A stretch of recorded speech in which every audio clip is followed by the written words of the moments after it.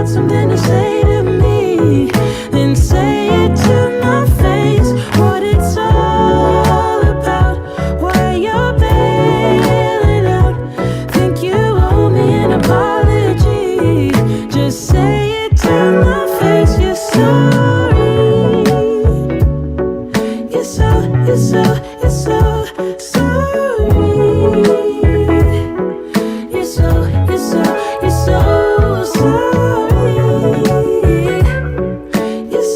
You're so sorry.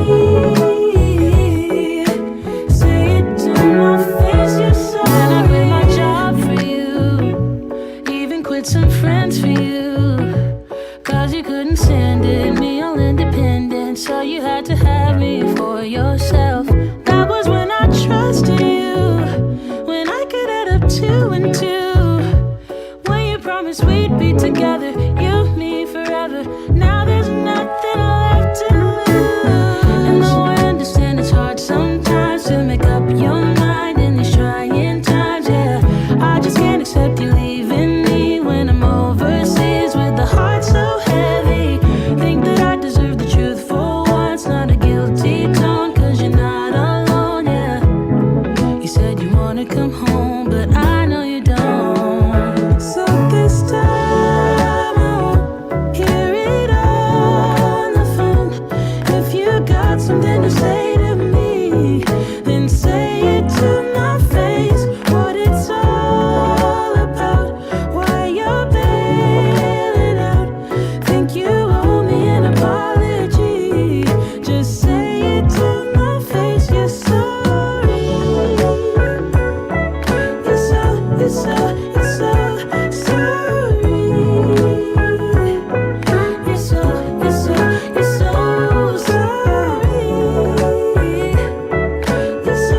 sorry. You're so sorry. Say it to my face. You're sorry.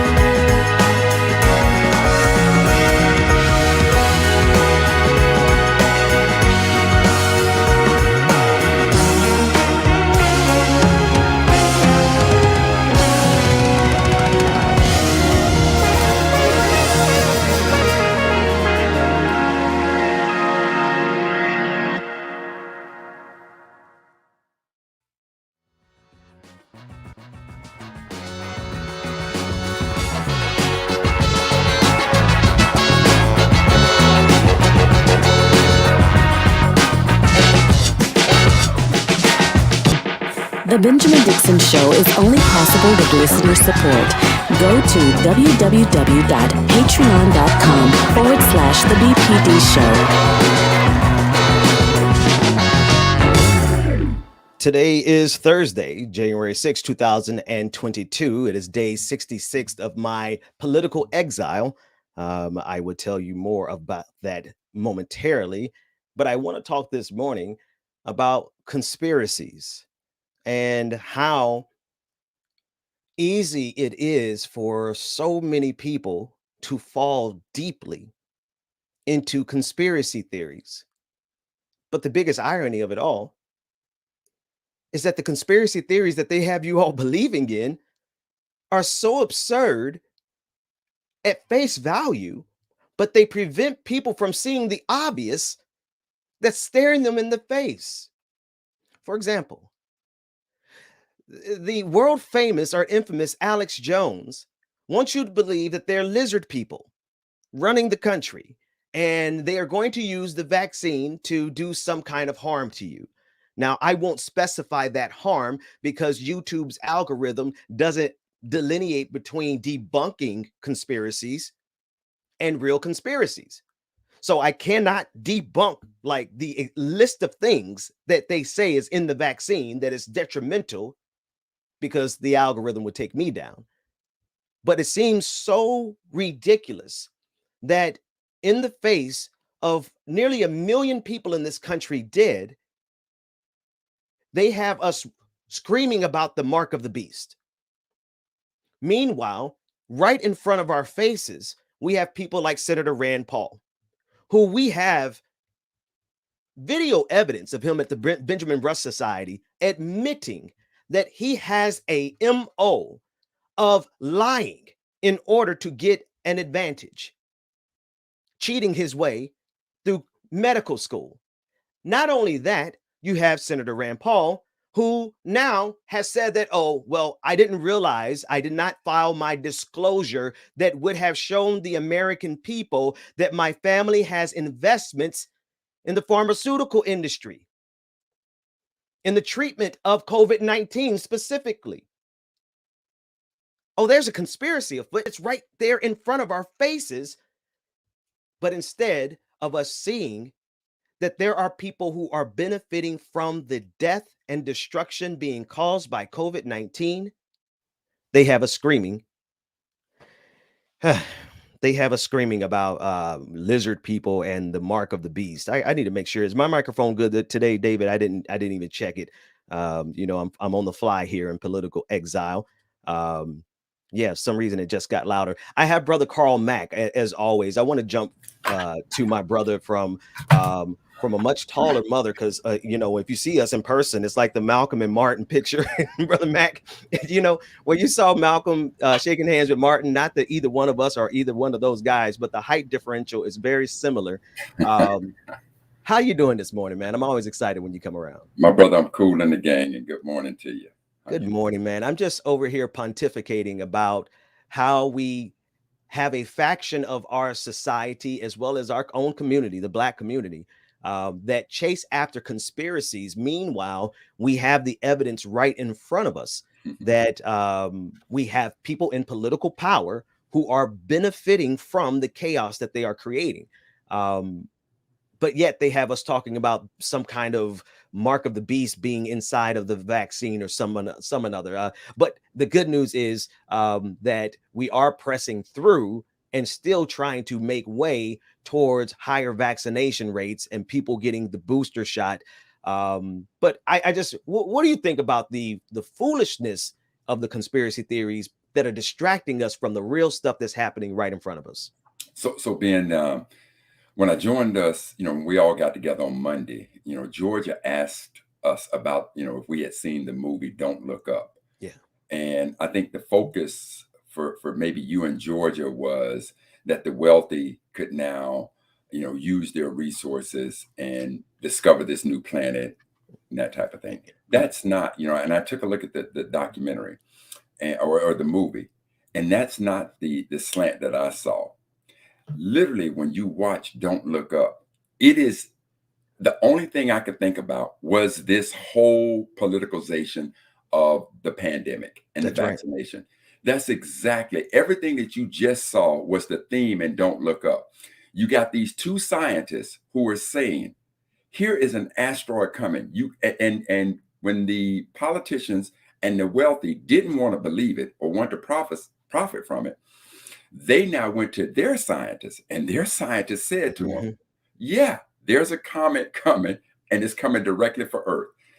And instead, all they spent their time doing was creating these conspiracy theories, first to say that the comet wasn't coming, then now to take the comet and say, let's talk about how we can now create jobs and do all these other things. That's right. And make more money. Well, who cares? The world is about to be destroyed.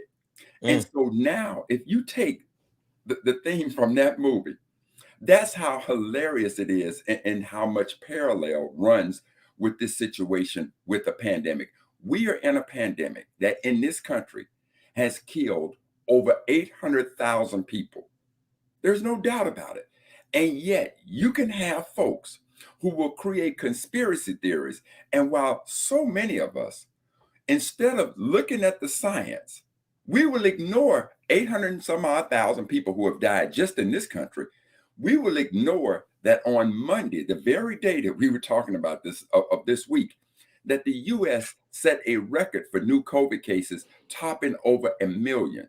We will ignore that even today, with the new Omicron virus, that we now lead the world in infections of that virus. We will ignore all science, all common sense. As ludicrous as the movie was, from that standpoint of so real. It was so real. It was absolutely a powerful example of exactly what is happening in the midst of this pandemic. And now, as we talk about our community, we got Black folks talking about, well, I don't know what's going in my body. Do you know what's going in your body when you go to Popeyes or churches? Man, tell you what, if you just took the common aspirin, do you really know what's going in your body?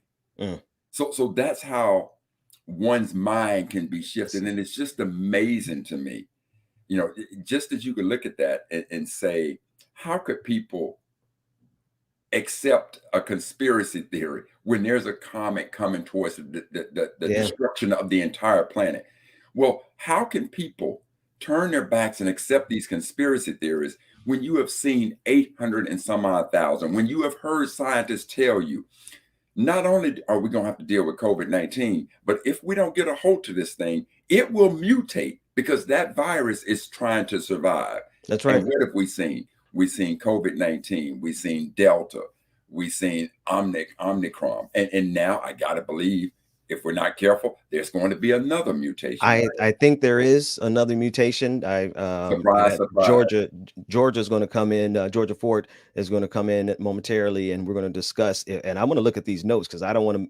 Something called the IHU. I'm not really good with the Greek alphabet variant, so we'll get more information on that. But exactly what you're saying is true, Brother Mac. Yeah. Surprise. And again, I don't care about your opinion, my opinion. Our opinions don't really matter. When one can use science to say, look, here is the science of it. Now, you could believe it or not believe it, but here's the science. And when you choose not to believe it, okay. But then when that science yields the results of death, and you still want to cling to that, and you're trying to convince somebody, because most of us who have been vaccinated, we've basically grown tired of trying to have a conversation with those who choose not to. Come on, man. And so that says to me what I've always believed, that reason and stupid cannot have a conversation. Come on. That's right. David, grab that clip of our mustached friend who said, you don't want to get the vaccine, then die. I mean, we're at this point now because and actually I think we're past that point, right? I think we're past the Rubicon. Omicron was 500 times more contagious than the Delta variant, but there's a trade-off. The more contagious, and this is so grateful that the more contagious this virus became, the less severe it appears the impact. That does not mean go out and get the variant, because our healthcare system has been overwhelmed since day one. And now you have hundreds of thousands of people every day contracting the Omicron variant. Some of them are going to the hospitals. And be honest with you, our system is collapsing underneath. The doctors are quitting. Nurses are quitting. Teachers are quitting. Trash is not getting picked up. I mean, I know we had a raggedy country before, but I mean, it's kind of looking like a shithole country right about now, Brother Mac. But being the other part that is absolutely mind-boggling to me is when you hear, because now we're seeing that you've opened up the schools, even though to anybody with any logic, it just wouldn't make sense. And now you've opened the school at a time when you have a virus that is far more contagious than COVID. And now look at the fact of how many of our children is impacting. And so what was absolutely mind-boggling to me is that you had, I think I looked at a news footage where they had the head of Children's Hospital here in DC, and they were interviewing her. And they were talking about the parents who now have brought their children in, and these parents still hold to the position that, no, I'm still standing by my position of not getting vaccinated. Your child is in critical care, and you are still holding to that position.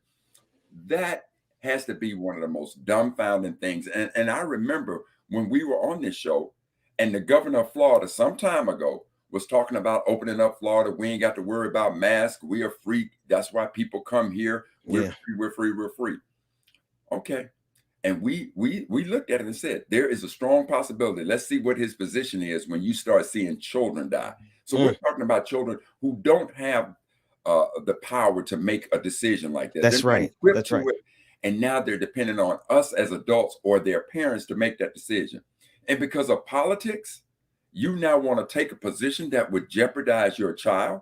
Because again, men lie, women lie. The numbers don't lie. When you look at the number of people today who are going into those hospitals, how many of those people have been fully vaccinated? How many of those people have been partially vaccinated? How many of those people have not been vaccinated at all? And by far, the numbers, the overwhelming number of people who are in hospitals have not received any form of vaccine. That's right. That's right. I'm not going to get the vaccine, then die. What do we do? Argue with you? I'm not on the debate team. This isn't mock trial. Aren't you worried about the side effects? I'm worried about the disease. Well, they're tracking you through the microchip. They're tracking you through the phone you're watching this on. Get the vaccine.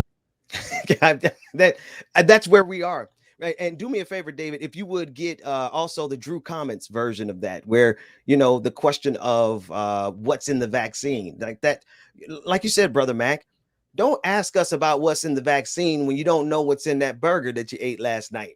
OK, you don't know all the preservatives that are in that canned food that you got. You know, we don't know 99% of the stuff that we put in our body. Now, that doesn't mean for you not to go and do this dreaded phrase. I hate it. But yes, go and quote unquote do your research. But that doesn't mean go to YouTube. That means go to respectable sources. That means go to someone like Kizzmekia Corbett, right? The Black woman who's actually behind and developed the vaccine for, I believe, Pfizer, the Pfizer version. But it has inundated the Black community, and we are disproportionately being harmed by COVID-19 because of all of the previous conditions that we have found ourselves in this country, Brother Matt. But Ben, not only that, but I still contend that so many in our community, because who started this whole idea that this virus wasn't a big deal, put all these other, don't worry about the vaccine.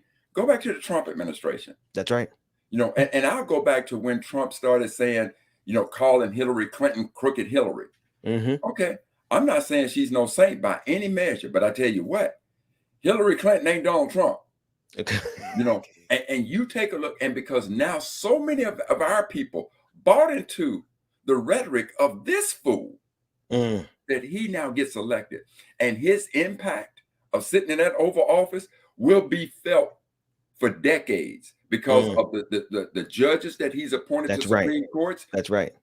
The only thing good about -45 being in the Oval Office is that the veil has been pulled out over again in this country. And so now everybody is emboldened and coming out with their racism.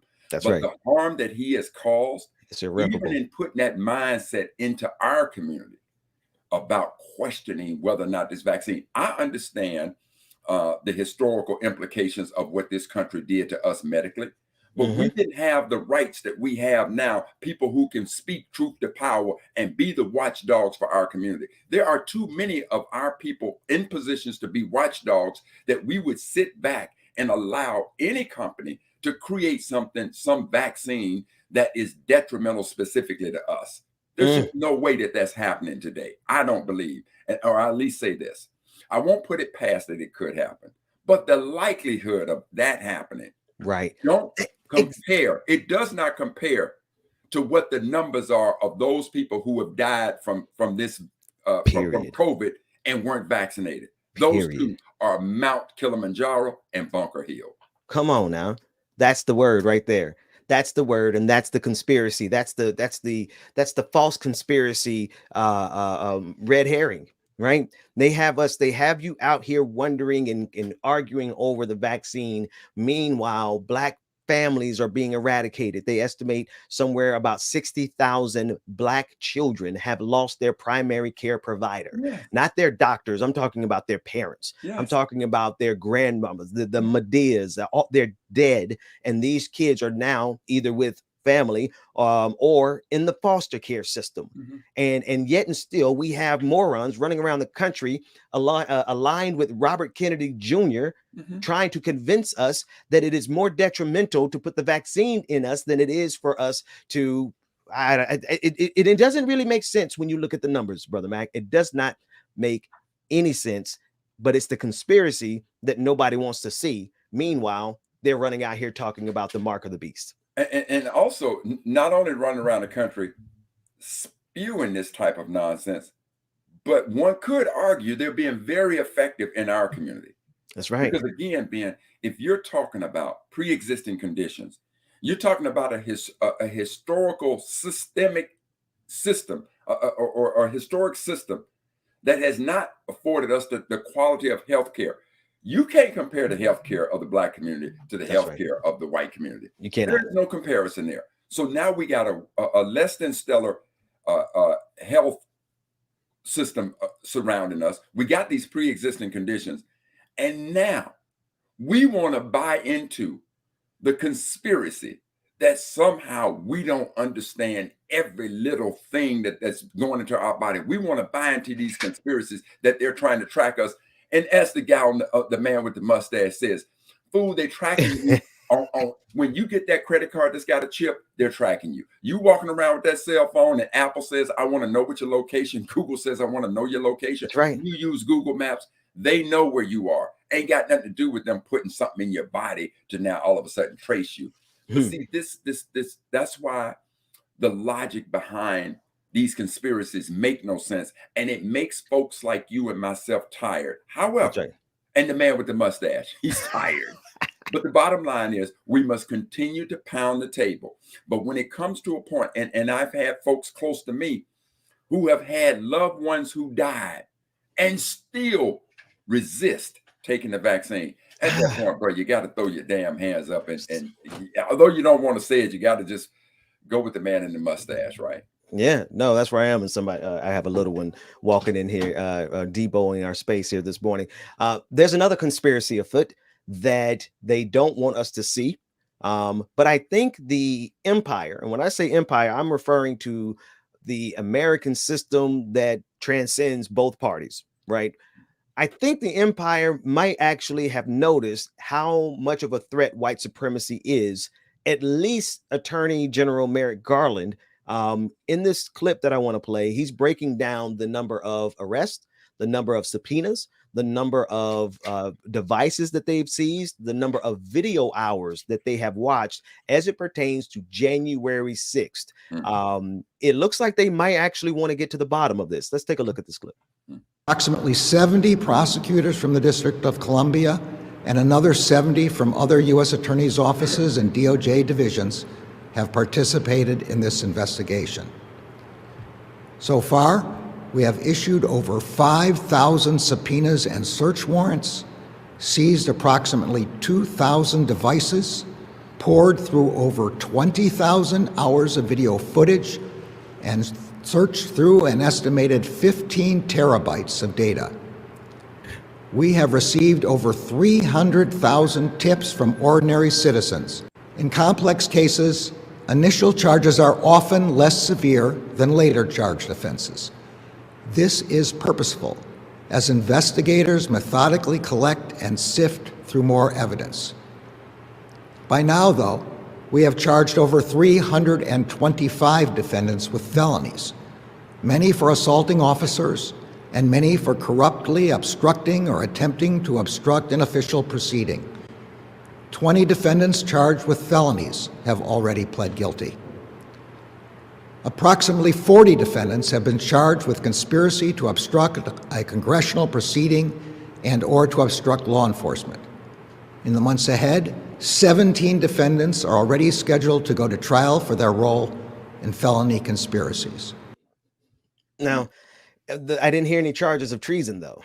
And we should have. Now, Ben, let me add, when you talk about how deep this thing goes, and in light of January 6th, I couldn't help but pay attention, and I need to add this to it. And you can tell me if you think I'm being conspiratory, if I'm creating a conspiracy theory.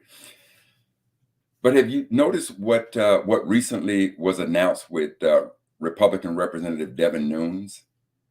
No, I think I may have missed that. Okay, so for those who don't know, so Devin Nunes is a Republican from California, and he's been representing California since 2003. He resigned as of January 1st of this year. He announced his resignation. But here's what I want you to understand about Devin Nunes. He was a strong supporter of Donald Trump.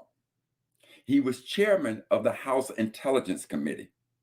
So he led the Republican Party in their attack to absolutely discredit the FBI's probe Russia investigation, in which they talked about the association of Donald Trump and Russia. Yes. So he led that attack by the Republican Party. When Robert Mueller's probe started, he led the attack against that. When the impeachment charges came against Donald Trump, he led the attack. Okay, I know who you're talking. Yes, him. I got you. And then what did Trump do? Trump awards this fool the 2021 Medal of Freedom. What else did Trump do? Nunes now says, I'm resigning because Trump just hired me as the CEO of Trump Media and Technology Group. Okay, I know. Okay, Devin Nunes. That's okay. Gotcha. He has been that man has been. Well, actually, you just went down the list of receipts. He's been the bane of the American democratic experiment since he ever got into office and into power. I did not know, however, that he was going to head up. I mean, that moron. No, Ben. He going to head up the social media company? No, not head it up. Trump hires him. So look at this. Yeah. See, so every time, I mean, when you go through Negative 45's history, look at the assorted characters that this guy has associated himself with. Look at the type of people he's associated himself with. And there when he these is. people have been in power, what they just said to you is, don't look up because the comment ain't real. Meanwhile, you got these people who claim to be red-blooded Americans, love this country and its history, and love the fact that we are a free nation of democracy. And yet, these people have participated, because January 6th will forever, as far as I'm concerned, be known as Insurrection Day. And then with that note, let's go to a quick break. When we come back, Georgia Ford is going to join us for On the Clock. January 6th should forever, from this point forward and forevermore, be known as Insurrection Day. We'll be back with more of the Benjamin Dixon Show. I can't even say my own show name. It's the Benjamin Dixon Morning Show right after this.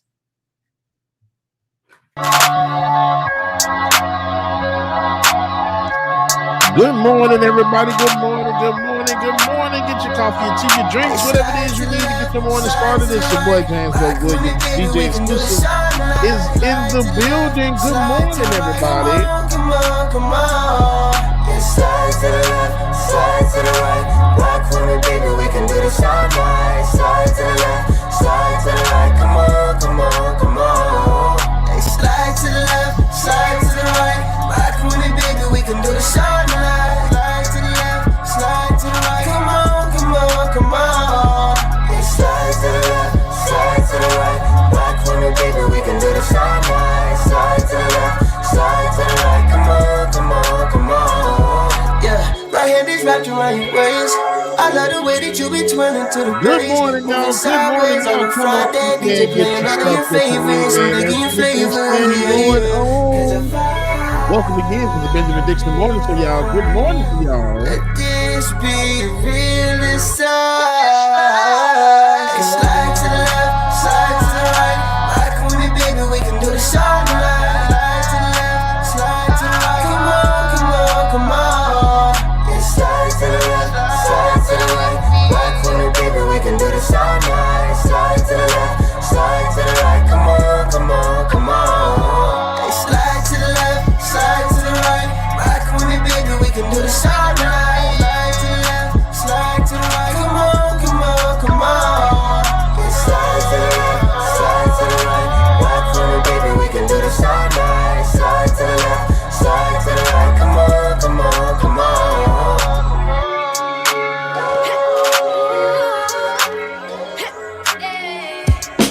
I got tons of soul on my true collectible. Famous, so famous, number one desirable. I do what I want when I want and how I want it. All right, shout out to everybody that's in the chat room. Let's do good morning to you. Really right, Dragon Daddy, what's going on? Ryan in this room. Mark X, good morning, brother. Laverne, what's going on? Roller Dragon and shit. Brendan Johnson. How good morning. Who word on my shoulder? Good morning to you. Quick, what's going on? Brother Chuck Beasley, shout out to Brother Chuck Beasley, man. What's going on, brother? Yeah, my Super Dragon, Brother Latif, good morning. Afraid not. Kareem Ransom, Brendan Johnson, Iris Jones, Alicia, good morning. Dragon, good morning to you. Yeah, Esther Rosen, G-Man, what's going on, G? Tyler Hackman, Simpson, Tabula Answer, good morning, Mother Beginning. Simpson, good morning, y'all. Miss Sweet Beasley. Shout out to everybody, good morning, y'all. On and on it goes, good morning. Yeah, Hustler. William Moore, what's going on? All the MTV.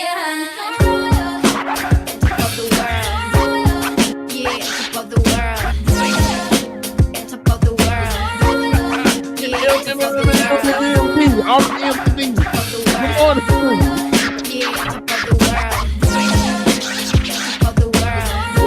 Shout out to Tiger who finally made it home after being kept at his wife's job this Monday afternoon. Yeah, that's a long time, man. Mr. Lynn, good morning to you.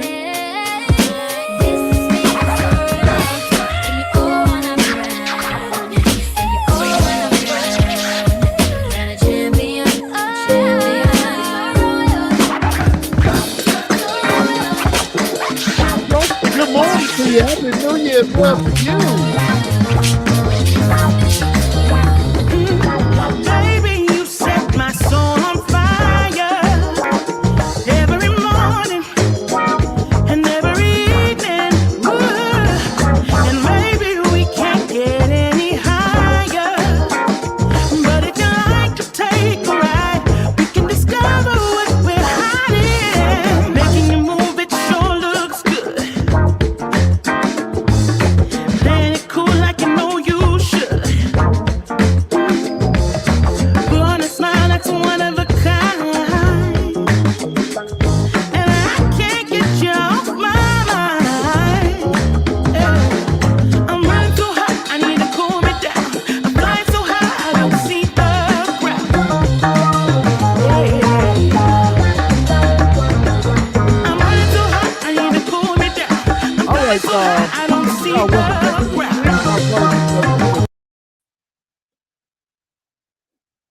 Okay, well, welcome back to the Benjamin Dixon Show. It is Thursday, January 6th, and we are going to be talking with Rebecca Azor coming up at the 9 o'clock hour, 9:30. Specifically, we're going to be talking about New York Mayor Eric Adams and his complete and casual disregard for workers and for the well-being of everyone in the city of New York. We'll be talking about that coming up at Like It or Not. But first, we're on the clock with investigative journalist Georgia Ford.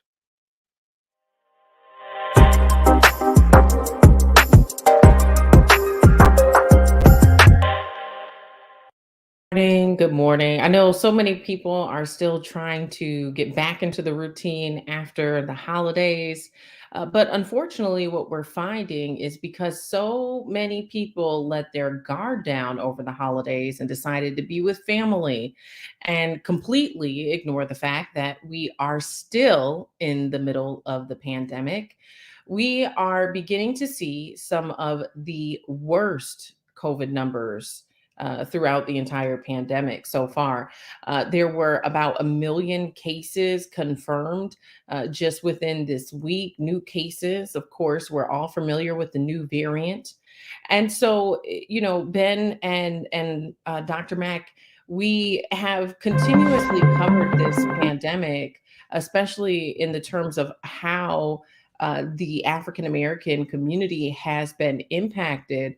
But through this new surge, I'll be curious to see exactly how our communities impacted and how we bounce back from it, quite frankly.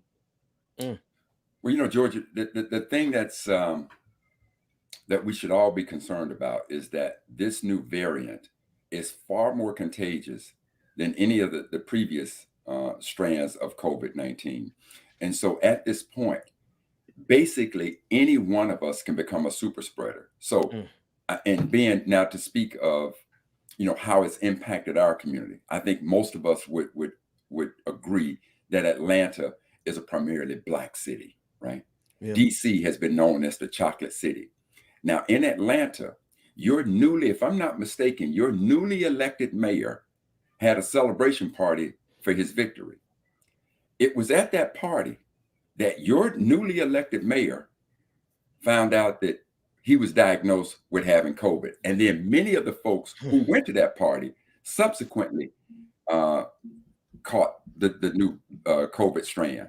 And I know that for a fact because one of my friends was supposed to go down and meet with one of the individuals who attended that celebration, only to find out that he got COVID from that party. The mayor, the newly elected mayor, got COVID, and now he goes home, and now his whole family was diagnosed with COVID.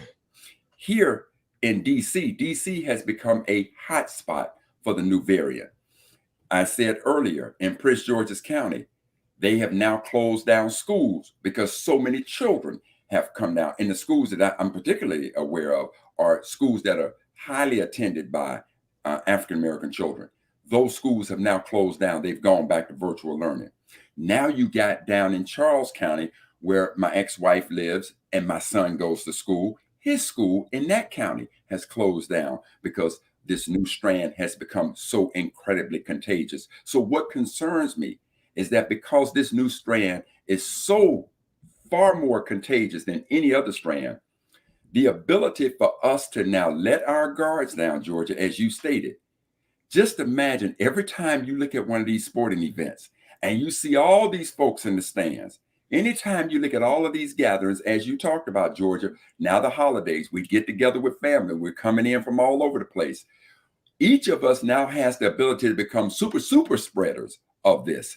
And then what happens when we have now spread this, even to those of us who are vaccinated, and now this thing begins to mutate in a way that it can even survive that previous vaccine? I just dread thinking about the possibilities of what could potentially happen. Well, and I think of our children often, and we really, really discouraged kids going back to school, but it seemed like we couldn't prevent it because there just wasn't enough resources to provide to parents for alternatives. We talked about having bubbles or online school, having mentors and tutors. But most parents across America sent their kids back to school. And not only now are our children getting sick, but the teachers are getting sick. And so then the question here is, okay, who is going to run the classrooms if the teachers are out sick? If the administrators are out sick? I think in some states and some cities, we saw military being deployed to drive school buses. And so they're continuing to try to keep business as usual, despite the casualties, despite children and teachers getting sick. I want, as we continue this conversation, I want to take a listen quick to the president of the United Federation of Teachers.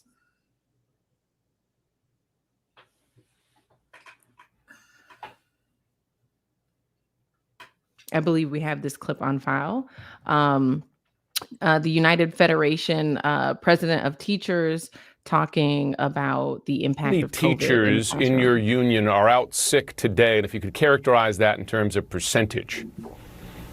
At this moment, we don't have a final number. Each school is reporting in, but in the metropolitan area, what we saw over the holidays, most of the industries had somewhere between 20 and 30% absenteeism due to positive COVID. So we're assuming we're going to be somewhere in that percentage between 20 and 30. My goodness. And see, Georgia, think about that now. I think it showed that he was in New York. So now just think about the whole New York Eve celebration, right? Just think about that. And what was the likelihood of super spreaders coming out of that and now dispersing throughout the place? But here's the question I'd like for both of you to kind of look into. See, the statement is, if you don't do it right the first time, it's going to cost you twice as much to go back and correct it. That's right. Tell me, if everybody that's saying we're so sick of this pandemic, we're sick of being shut in, what do you think would have happened, hypothetically, if all of us, every American had taken the vaccine, fully dosed vaccine? Where do you think we would be today in regards to this pandemic? Not where we are. Yeah. We'd be getting ready for Mardi Gras, right? We could be getting ready for all the holidays and celebrations that come in the spring, in the winter and the spring. Brother Mac, I'm listening to you and I'm just thinking about the fact that this country has, and good morning again, Sister Ford. This country is playing a really dangerous game of chicken with us. And they are seeing how far to the brink can they press the system without having to hit the abort button. Because I hear you say, what if everyone had taken the vaccine? Surely we'd be in a much better place. But what if everyone had sheltered in place at the beginning of this, right? What if everyone had just sheltered in place for 2 months, just 3 months? The thing is that if we had done that, there's a lot of rich people who would have lost a lot of money.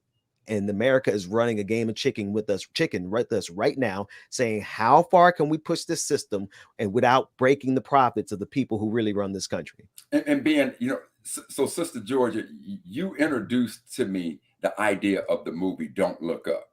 Being everything that you just said, if you go back and look at the movie Don't Look Up, and instead of viewing the asteroid coming towards Earth, just think about COVID-19 coming, and we have the vaccination, and all the scientists are trying to warn us, but we won't look up. And then you got one faction saying, look up, and you got another faction saying, don't look up, don't look up, in the face of all the science. And by the time everybody looks up, well, it's too late. It's too late. It's too late. It's too late. Yeah, that movie is brilliant in so many ways. And I saw somebody posted, Ben, I don't know if it was you or somebody else, but that the way the media is depicted in the film is incompetent. And so it's not a surprise that the media has been giving the movie poor reviews. However, I think I'm on the other side of that. I think the film is brilliant, and it allows us a chance to take a look at our society through a different lens. And in so many ways, we need to do that because we are polarized on so many issues, right? And in the movie, it's about looking up or don't look up, but that's parallel to our political scene. That's parallel to what we're dealing with COVID. That's parallel to what we're dealing with on issues of policing, is that we're polarized. It's this or that, and there's no gray area. People don't want to meet in the middle or hear each other out or compromise.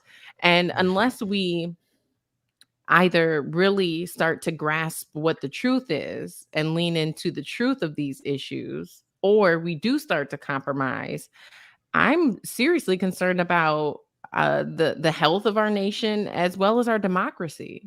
Oh, without a doubt, I honestly believe we're dealing with the continuity of civilization here, right? You got to, Brother Mac, from a historical perspective, after the fall of the Roman Empire, there was about 500 years of darkness, the Dark Ages, right? Albert Einstein basically said that, and I'm going to horribly paraphrase him here, but he said, I don't know how World War III would be fought, but I know World War IV would be fought with sticks and stones, because we will be thrown into dark ages. And we're dealing with that not only in terms of the war temperament of this society, but of America in general, but with the refusal to pay attention to climate change. It's like, pick your disaster. Of course, if an asteroid came, this is exactly how I expect America to act, like this movie. So it's all the above. And one last thing, I do believe, David, we're reaching out. We've had the writer, one of the writers of the show. We've had him on our show, I believe, twice, and we're going to try to have him back, because I'm with you guys. I think all the people who are having negative reviews of it, I don't see the negative reviews. I see a brilliant piece of work here. Well, I think when again, if anybody out there who hasn't looked at the movie, or if you go back and look at the movie, as you watch the movie, just try to place, in this case, just place the pandemic in place of the comet, right? And look at the movie, and the parallels are absolutely brilliant. Now, Brother Ben, you talked about the fall of the Roman Empire and the possibility of something like that happening with America. See, part of why the Roman Empire fell is because they were so arrogant to believe that it was impossible for them to fail. That's right. And there's a reason why today people still study the rise and fall of the Roman Empire.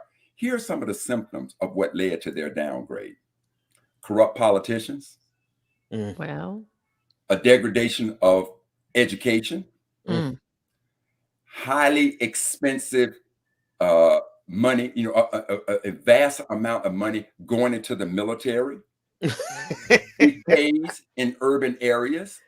These are just 4 of the things, and I think there were about 8 that they list. But these are the things that led to the fall of the Roman Empire. Now, if you take that and look at America, how much money does America spend on its military in comparison?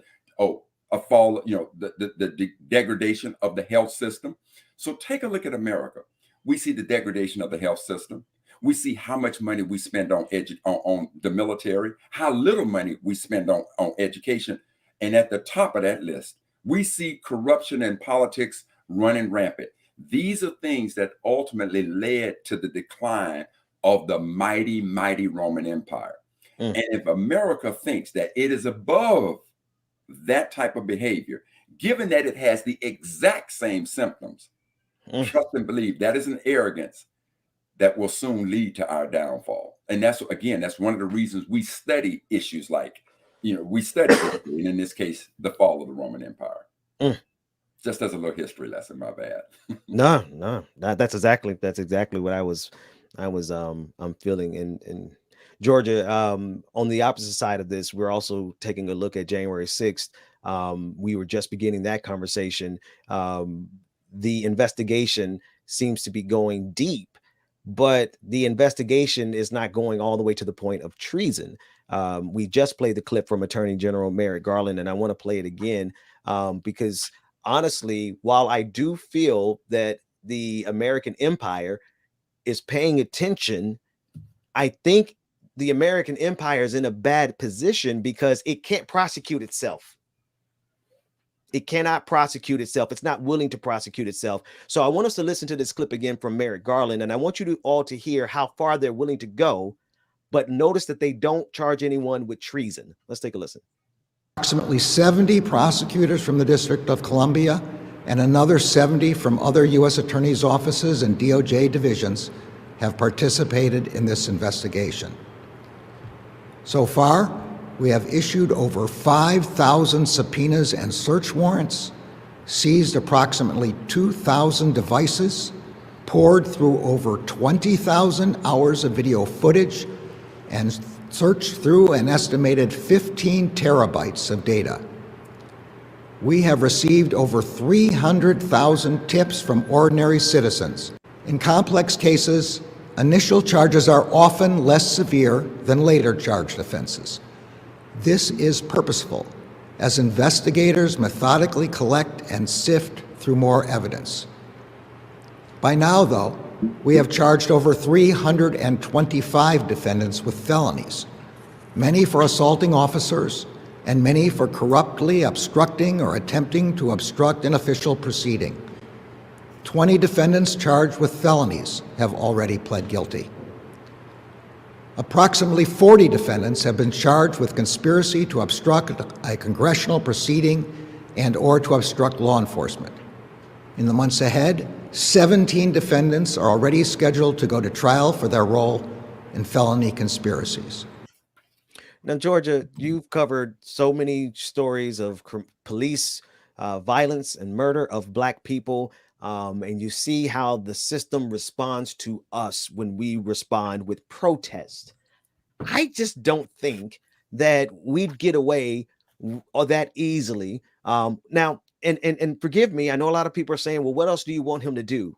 I do believe that this is thorough, but they ain't charging nobody with treason. I don't think the people who are doing it are actually the people behind it are going to learn their lesson. That's my take. What are you thinking? Listen, 321 people charged with felonies. 300 out of thousands of people who stormed our Capitol and tried to overthrow the government. Listen, I covered a protest here in Minneapolis where 646 people were arrested on the spot. They didn't even have 646 handcuffs available.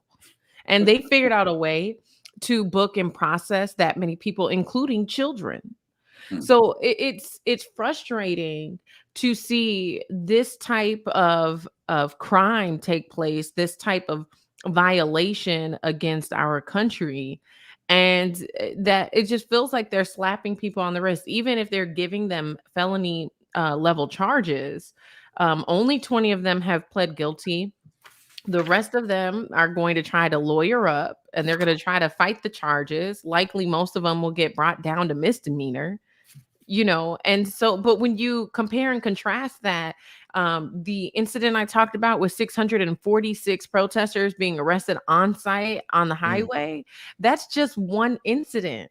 When you tally up the number of people who were arrested from the time George Floyd was murdered all the way up until now, you're well over 1,000. So how are you looking at that, where people are standing up for humanity, not storming the Capitol? And I'm not saying that all of them were peaceful. We know that. But you throw the book at them. You give them the hammer. And then you have people who are attacking our nation's capital. It's supposed to be the most sacred place, in our government.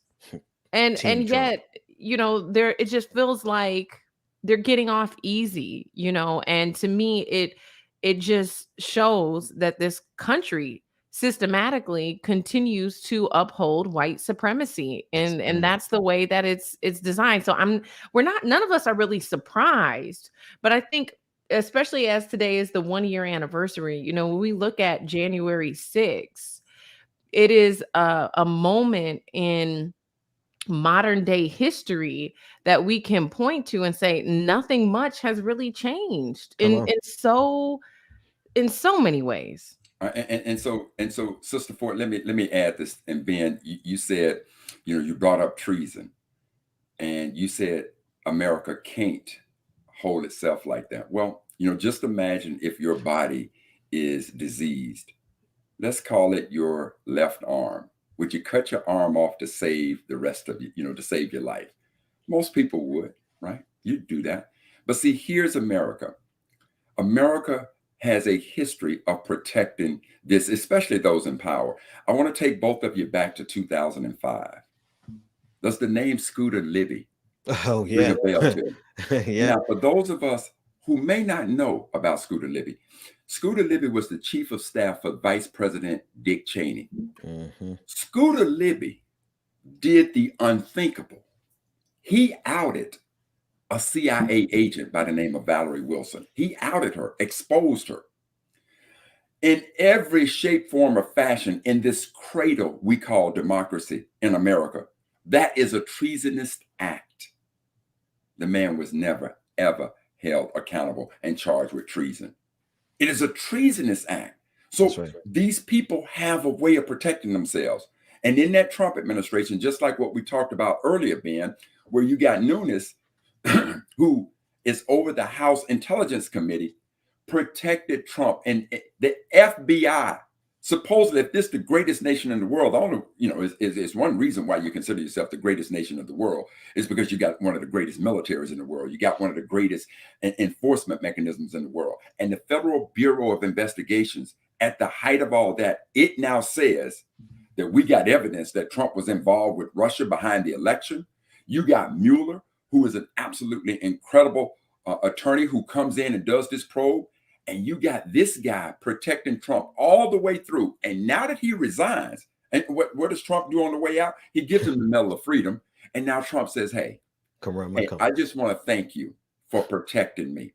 So I'm going to hire you as the CEO of media and technology. You know, you're sitting there looking at this is the way America plays. She's been playing this way from day one. And here's yet another example of it. Because at this point, the cradle of democracy, America wants to pride itself that every election we can have a peaceful exchange of power.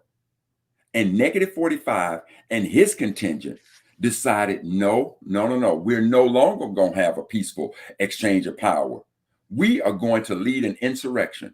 And nobody is held to the highest standard of treason. So to your point, Georgia, trust and believe. If they had thrown the book at all who were involved in this type of situation, there'd be a serious message sent to all Americans. We are going to abide by the philosophy of democracy. Instead, they play with it. They play with it. The bite. They play with it.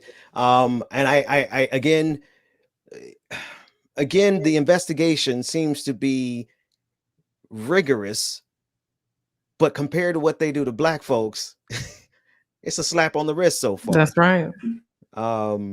Georgia, can you hang out for a few minutes as we cross this half-hour mark? Because I want to get you to your take on this clip from Morning Joe.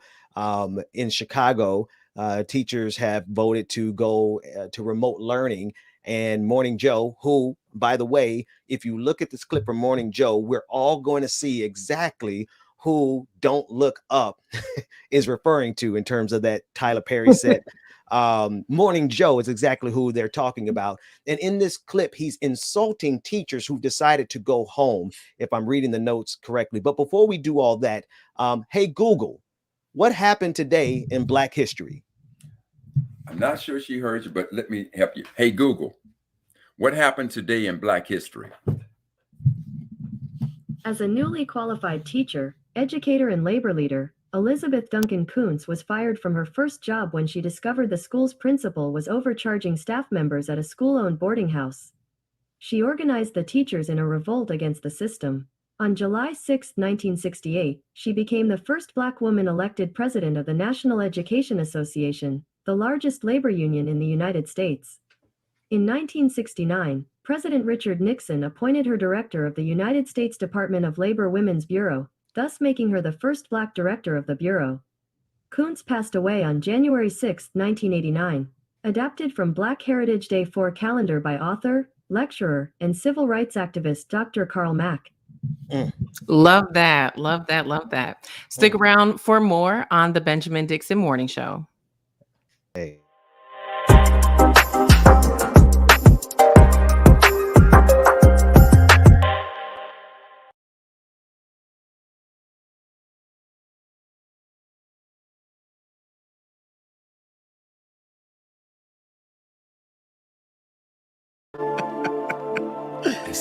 That was funny.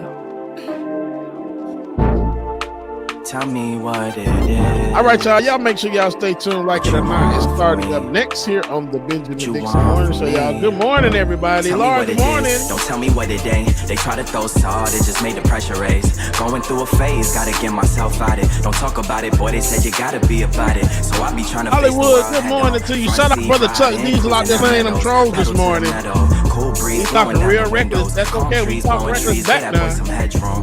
On the interstate in traffic, but I swerve out. What's the moves for the night? What's the word now? What's the link to me up? We could the Pioneer, good morning to you. She got hella features. Give me hella Northern you, good morning. Shisha, reefer on me loud. Hope them boys don't creep up. I don't know a thing if you do not speak up. Juanita, good morning. Man Shovel, what's going on? Like I ain't what you want. I ain't here to stun. Let me take you out for lunch. I'ma get you drunk, yeah, feeling on your buns. Licks in the blunt. I got ash in my good morning, Miss Sophia. I don't give a Marcerise, good morning. Girl, you the one I Mark want. S, I was getting to you, y'all.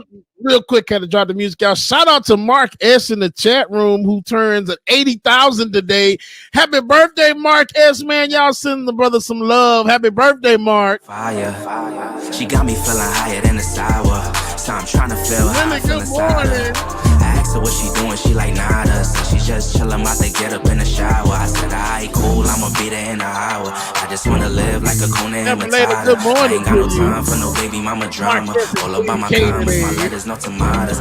Always bragging what they got up in their wallet. Ain't no really telling if we let her see tomorrow. Get it on my own, I ain't really tryna ball. So I stay fly, gotta dress up in designer. Anna Loom, good morning to you. Anytime, Brother Mark, anytime. Tell me what it is. What you want from me? What you want from me?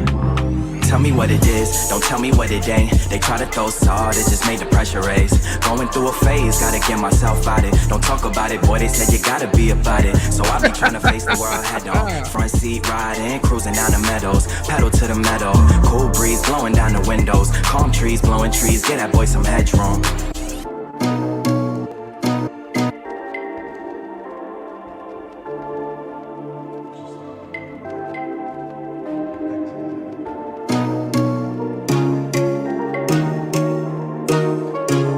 Boondocks Dragon, good morning to you. Kelly Low Game, good morning. Just give it up.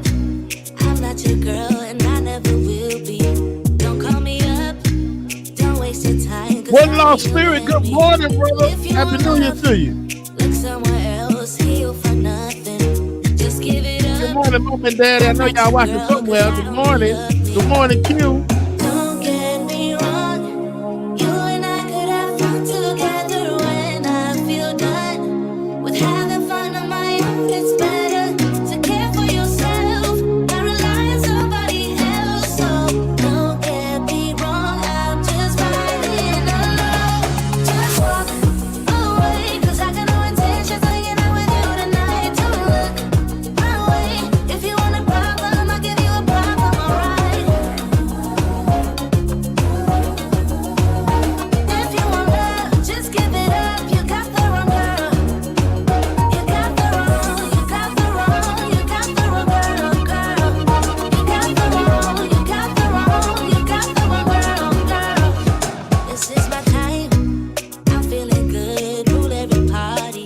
See how I shine when I'm alone. Nothing can stop me. You should go out, meet someone else, someone who gets you. Don't stick around. All right, then you better hurry up. The song coming up there. Don't get me wrong. You and I could have fun together when I feel done. Elizabeth Barber, good morning. It's better to care for yourself, not rely on somebody else. So don't get me wrong, I'm just riding alone. Just walk away, 'cause I got no intentions of hanging out with you tonight. Don't look my way. If you want a problem, I'll give you a problem, alright? If you want love, just give it up. You got the wrong girl. You got the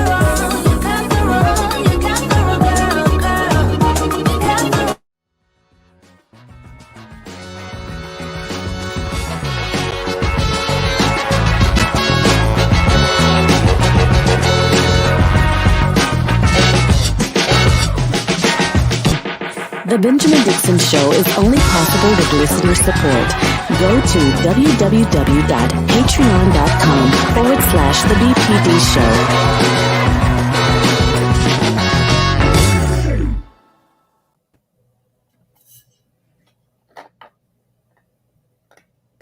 It is Insurrection Day, January 6, 2022. Welcome back to the Benjamin Dixon Morning Show. I'm joined by investigative journalist Georgia Fort and Dr. Carl Mack.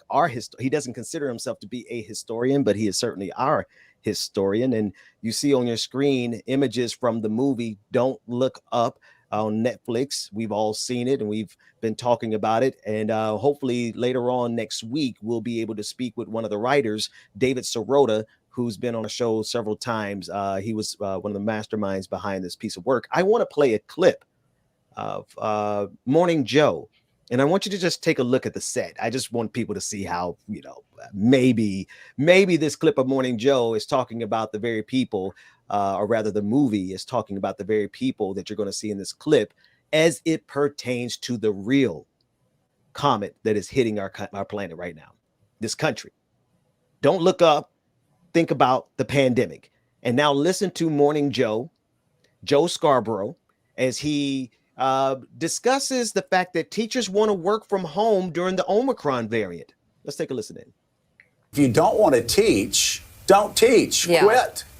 Just stay at home and stop teaching children, okay? Because when you set up that barrier to getting back to class, when healthcare officials say that you can still be testing positive 30 days after, well, you obviously, if that's your standard, you're either ignorant when it comes to science, or you just don't want to be in classes. And if you don't want to be in classes, that's fine. Listen, thank you for your service to our children. Now go get another job. So in response to the union.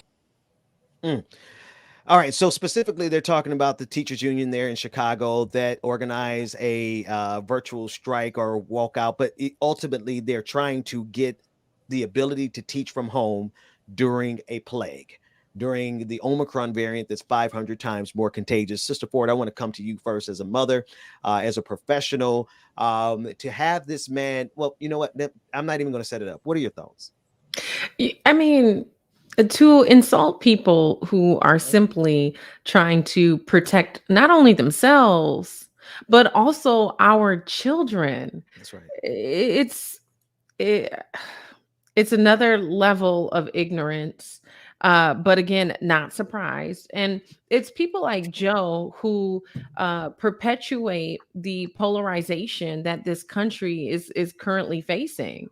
There's nothing wrong with teachers deciding to say, listen, I don't want to get sick. I don't want my family to get sick. I don't want your families to get sick, because what are you going to do, Joe, when you send your kid to school and they come back with coronavirus and then you have it, you know? And you have no idea until you actually go through the process of being a large family. And if one person gets it and then they get over it, 7-10 days later, another person in the family gets it. One household could be dealing with coronavirus for more than 30 days. And so while the science may not recommend that you take 30 days, there are some large households that need 30 days for that thing to circle through before everybody is clear from being on quarantine.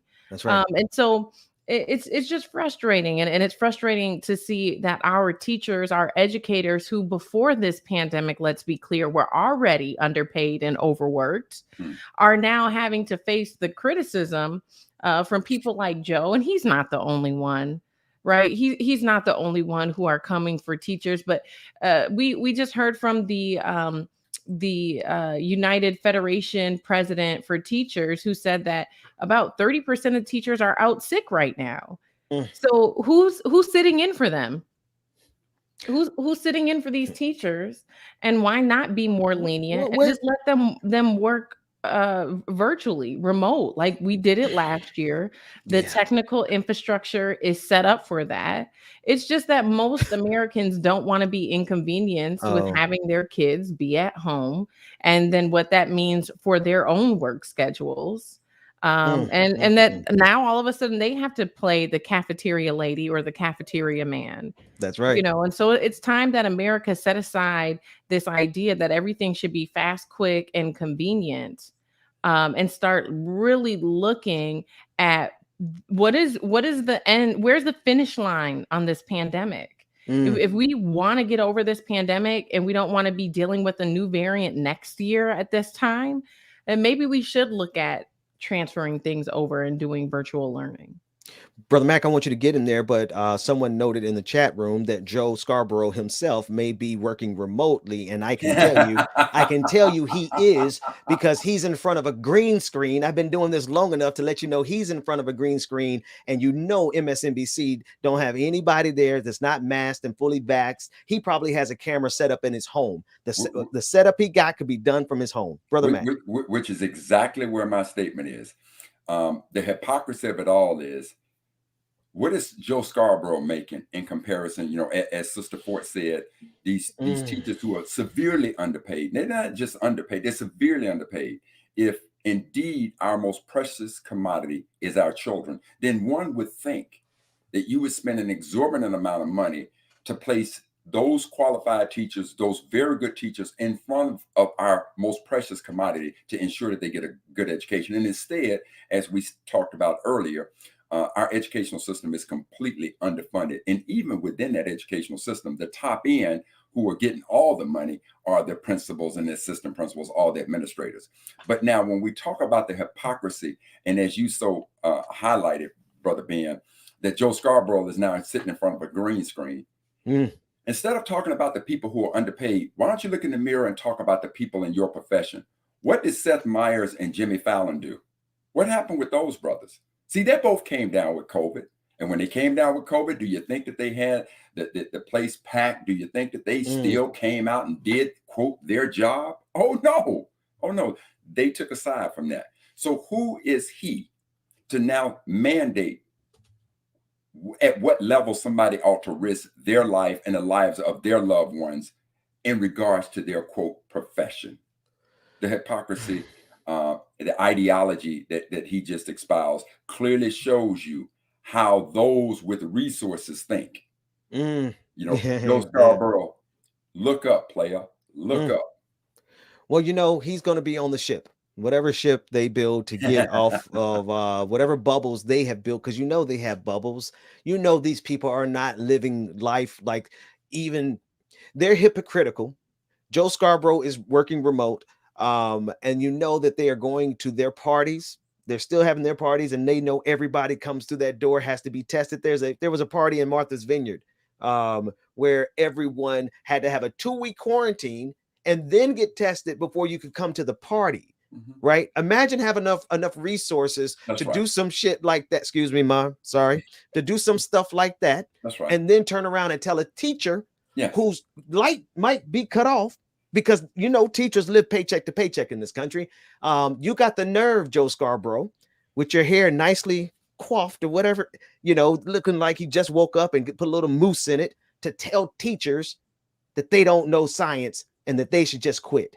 And when his kids aren't even going to a public school, his kids probably have private tutors who come to his bubble and do whatever they need done. See, his conversation would have been more apt if he had taken the position of, again, when we had a chance to get this pandemic, to get this virus under control, and we didn't, because you had so many anti-vaxxers. Let me hear him go after Kennedy as an anti-vaxxer. Let me hear him go after the Trump administration for their soup sandwich handling of this situation that has now brought us into, going into a second year of this.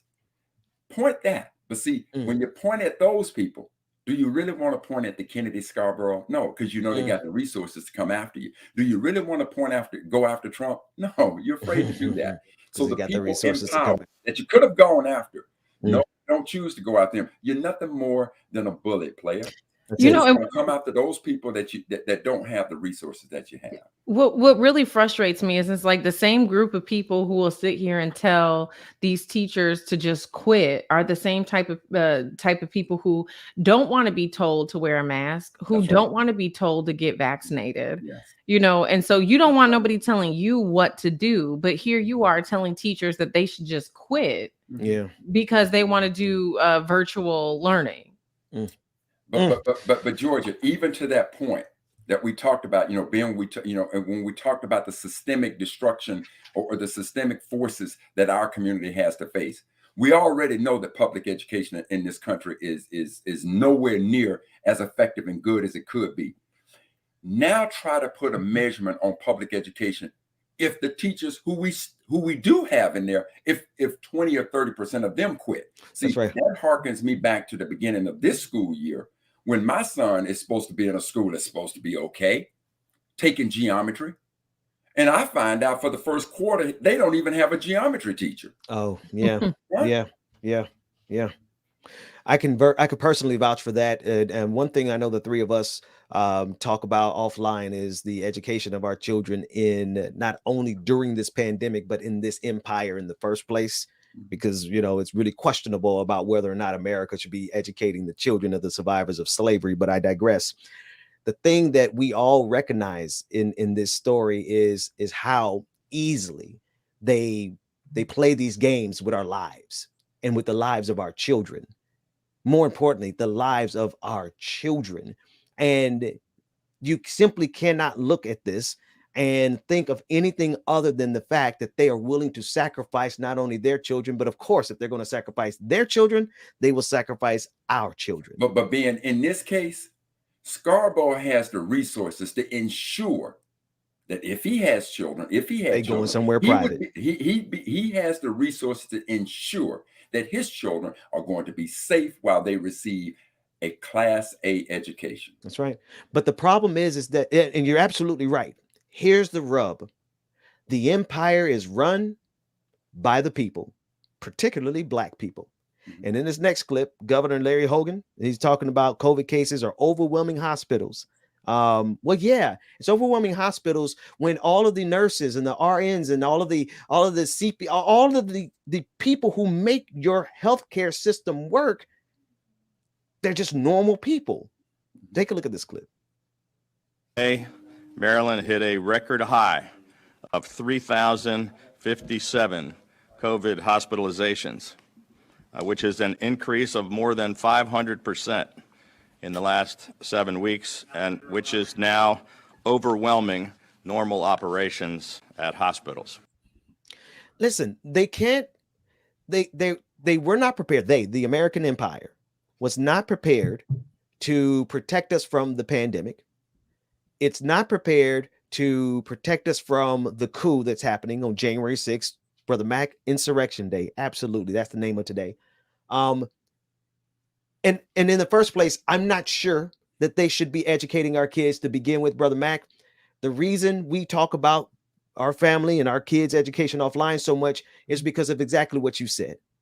Your son, I went the long way around, but your son went almost the first semester without a geometry teacher. As a teacher myself, I can tell you, when I was the only math teacher at this predominantly Black high school, I had to teach basically the whole high school because they didn't have teachers. They didn't have Black teachers, let alone, Black male teachers. And so that is an epidemic that is plaguing our country, and it's plaguing it at every economic strata of the Black community. Because from what they tell me, all my friends from Hampton tell me that Prince George's is the place to be. No, then your friends are telling you wrong. Trust and believe that. And I'm gonna say that again. And I hope your friends are watching. Your friends are telling you wrong when it applies to education. Your friends are telling you wrong when it applies to how high property taxes are and what our streets look like. Your friends are absolutely telling you wrong. Now, I never saw that clip from Governor Hogan, but Governor Hogan is the governor of the state of Maryland. Everything that I've been telling you is what I firsthand know. And all the governor did was simply said to you, what Brother Mac is telling you is absolutely correct. My son comes home and tells me, Dad, in the class today, there were only 5 of us. I said, what happened to all your other classmates? They were out with COVID.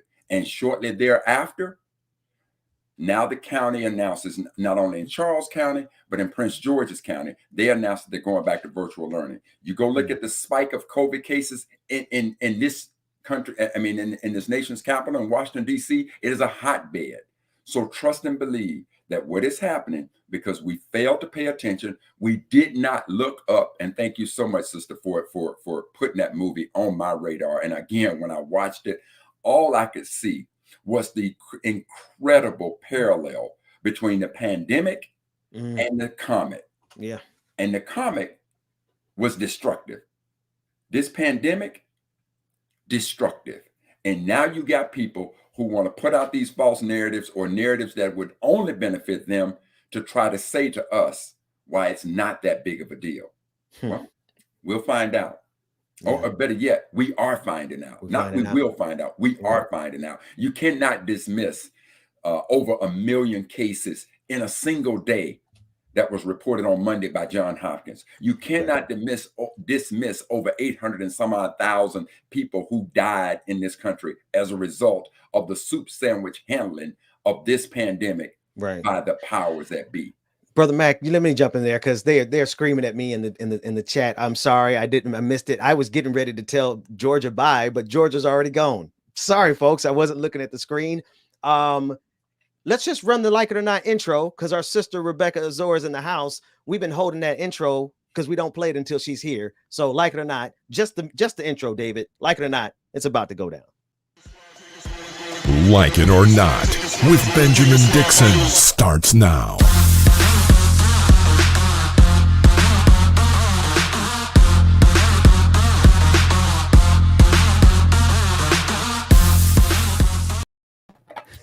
Good morning. Hi. Good morning. Good morning, and welcome to Like It or Not, where we're free to tell the truth and not care who doesn't like it.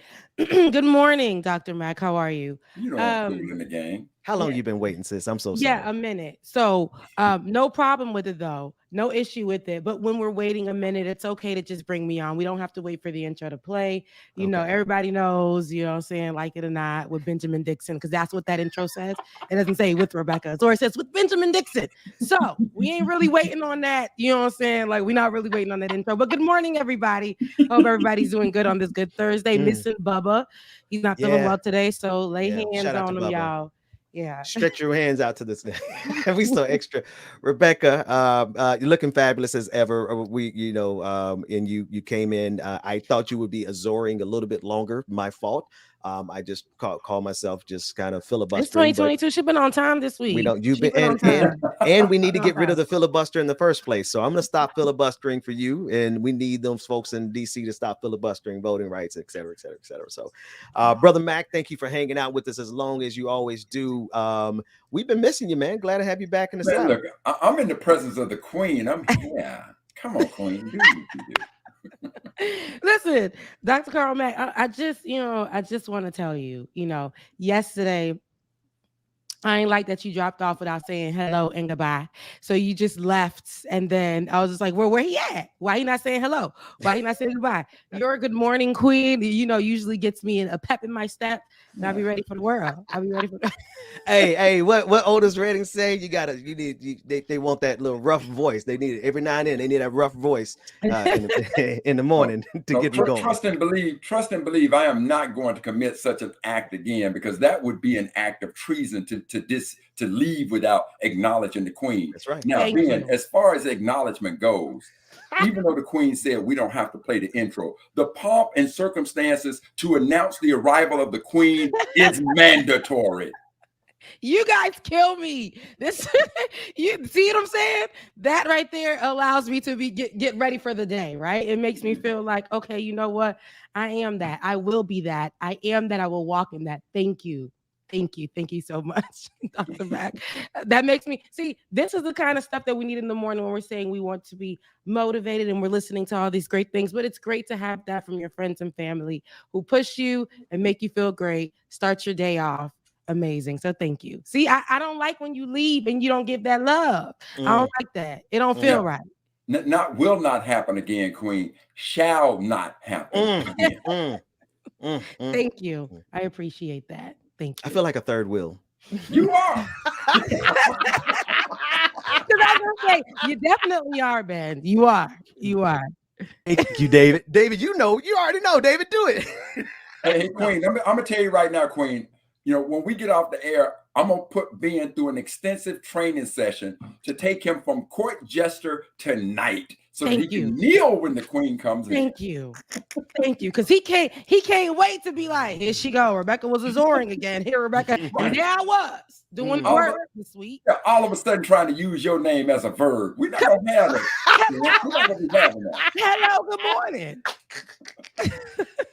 She went along with it, so I was just gonna go with it. I was waiting for her to say, "Hell no, you ain't gonna turn my name into a verb." But this is what you see. Men get away. Men get away with whatever you let them get away with, Rebecca. I guess I'm not gonna say you're gonna take you to school on that. You know, he went to woodshed. I know. He gonna school you on that though, Ben. You know, you see, he a little seasoned. You know, and he gonna school you on that. And then we're gonna see how the rest of this season 2022 of Like It or Not goes forward. He said we'll cry. I'm gonna cry in the curtain closet. You know what's pitiful? You know what's crazy? That's crazy is being the person who built all this, being the butt of at the end of the day, I'm the butt of everybody's jokes, whether it be James, it'll be Rebecca, but it's in the audience, just random people in the audience be clowning me about my curtains because I'm stuck in the closet. So being that you were a man of the cloth and I am a Sunday school dropout, before you start whining about being the butt of everything, just remember biblically what was stated. To whom much is given, yes. Much to whom much who must be taken. And you take these ass whoopings that we give. Come on, man. And you take them with pleasure. Hey, man. Hallelujah. Hey, that's actually scriptural. For I reckon the sufferings of this present moment are not worthy to be compared to the glory that shall be revealed in us. But I'm not much of a man of the. I'm a former. You watched the movie Contact, where the Matthew McConaughey character said, "I'm a man of the cloth," or "I was a man of the cloth." I just didn't have the how did it go? He said, I had the man part right. I didn't have the cloth part right. So when I hear white men are saying I'm a man of the cloth, it gives me KKK. Honestly, straight up KKK. So I just want to put that out there. Just thought of that's it. She is the queen.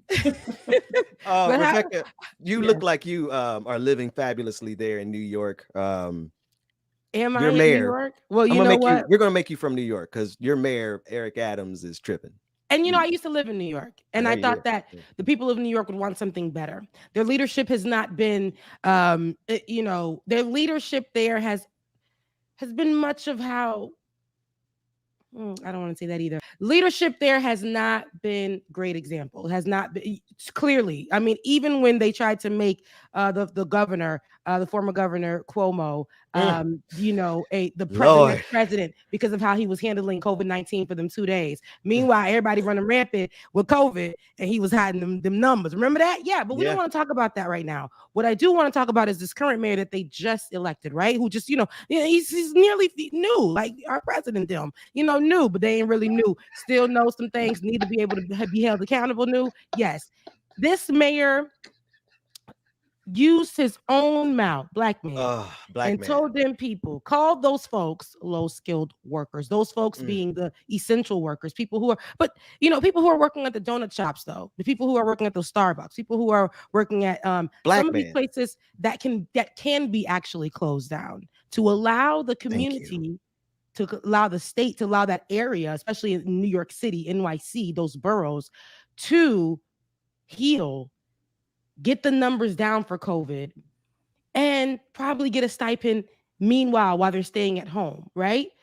Encourage the folks to go and what they say, get the jab, because saying get the jab is like a curse word, but encourage those folks to go get vaccinated, figure out areas where they can get vaccinated, figure out places where they can get tested. This is what he shouldn't be talking about. But for him, what is it? Economy. It's money over people always. And we see that in his statements and his drive to say, hey, we're not closing down. We can't close down. It's un-American to close down. Our low-skilled workers, and it's like, sir, hold on. He talked about when he was in college and he worked at some pizza shop and how he was an essential worker in that time. My guy, we're in the middle of a pandemic.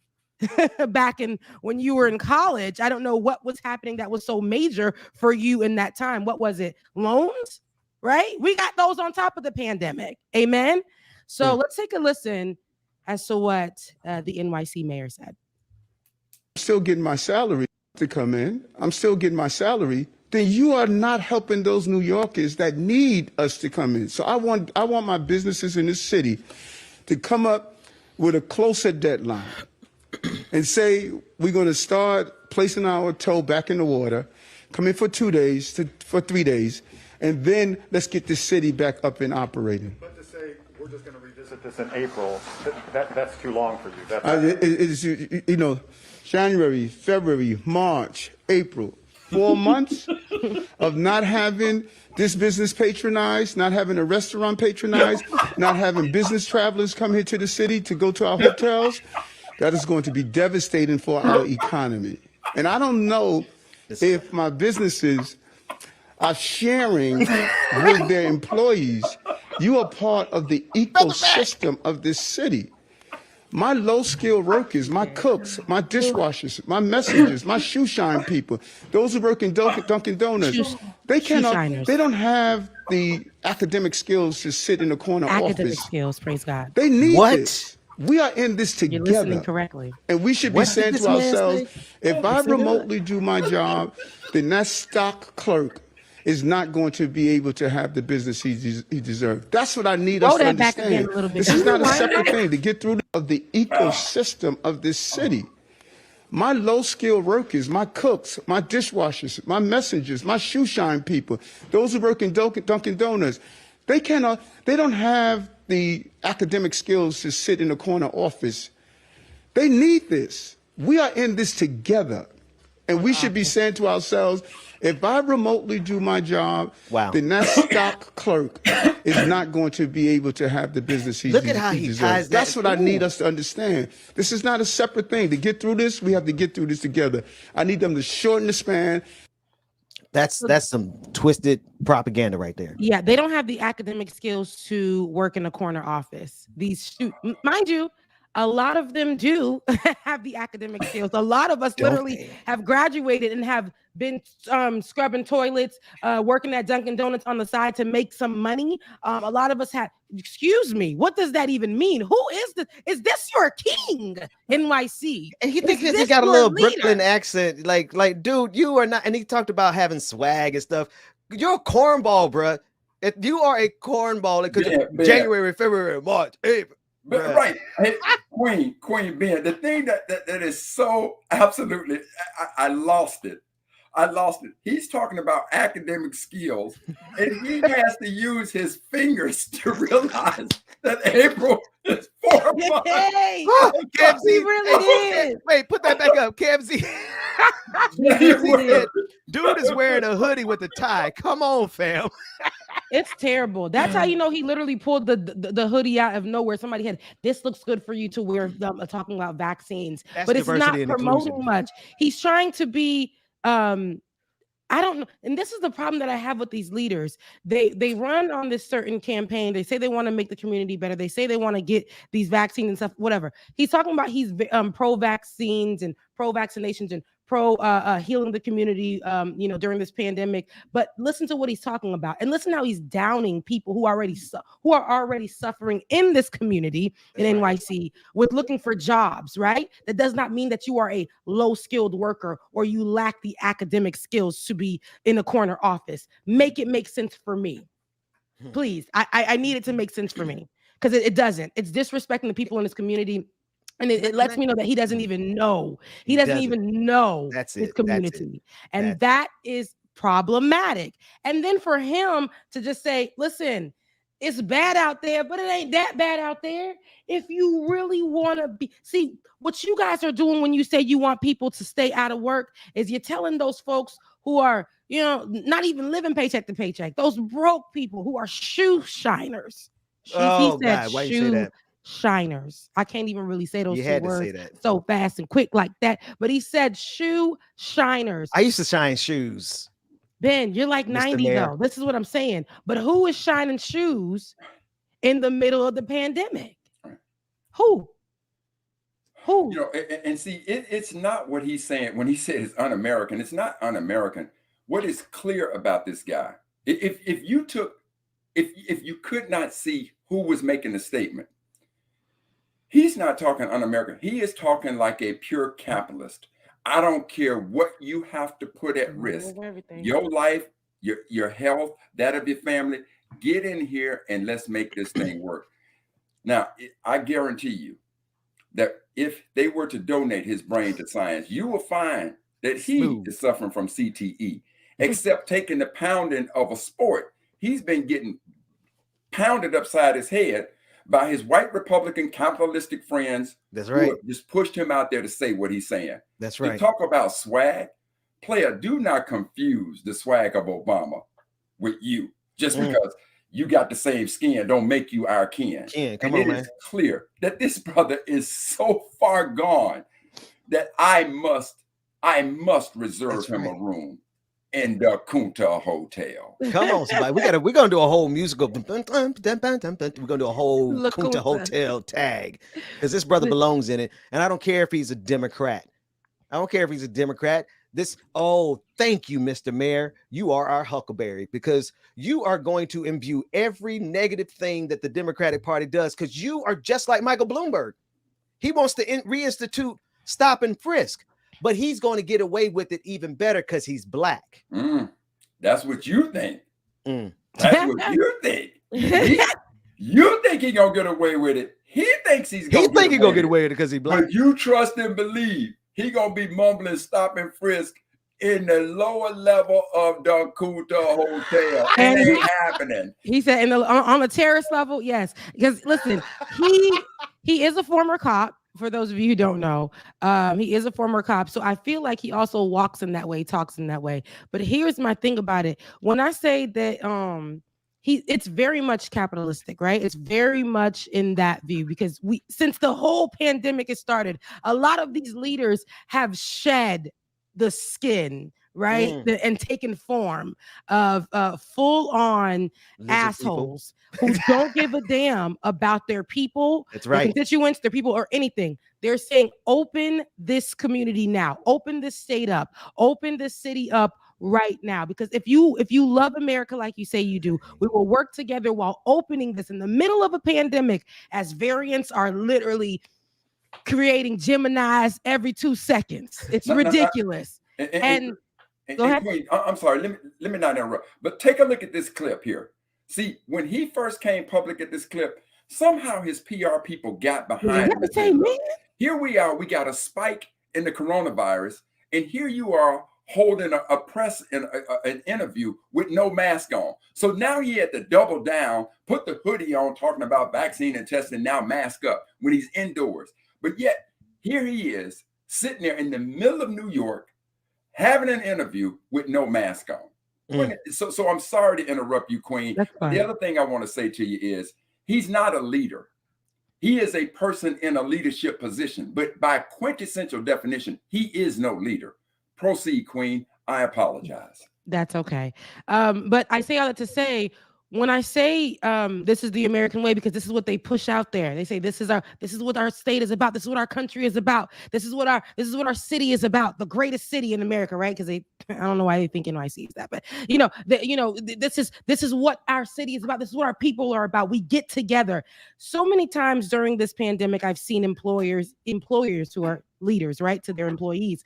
I've seen them, like managers and supervisors, texting their employees and saying, if you love this company, you'll come in.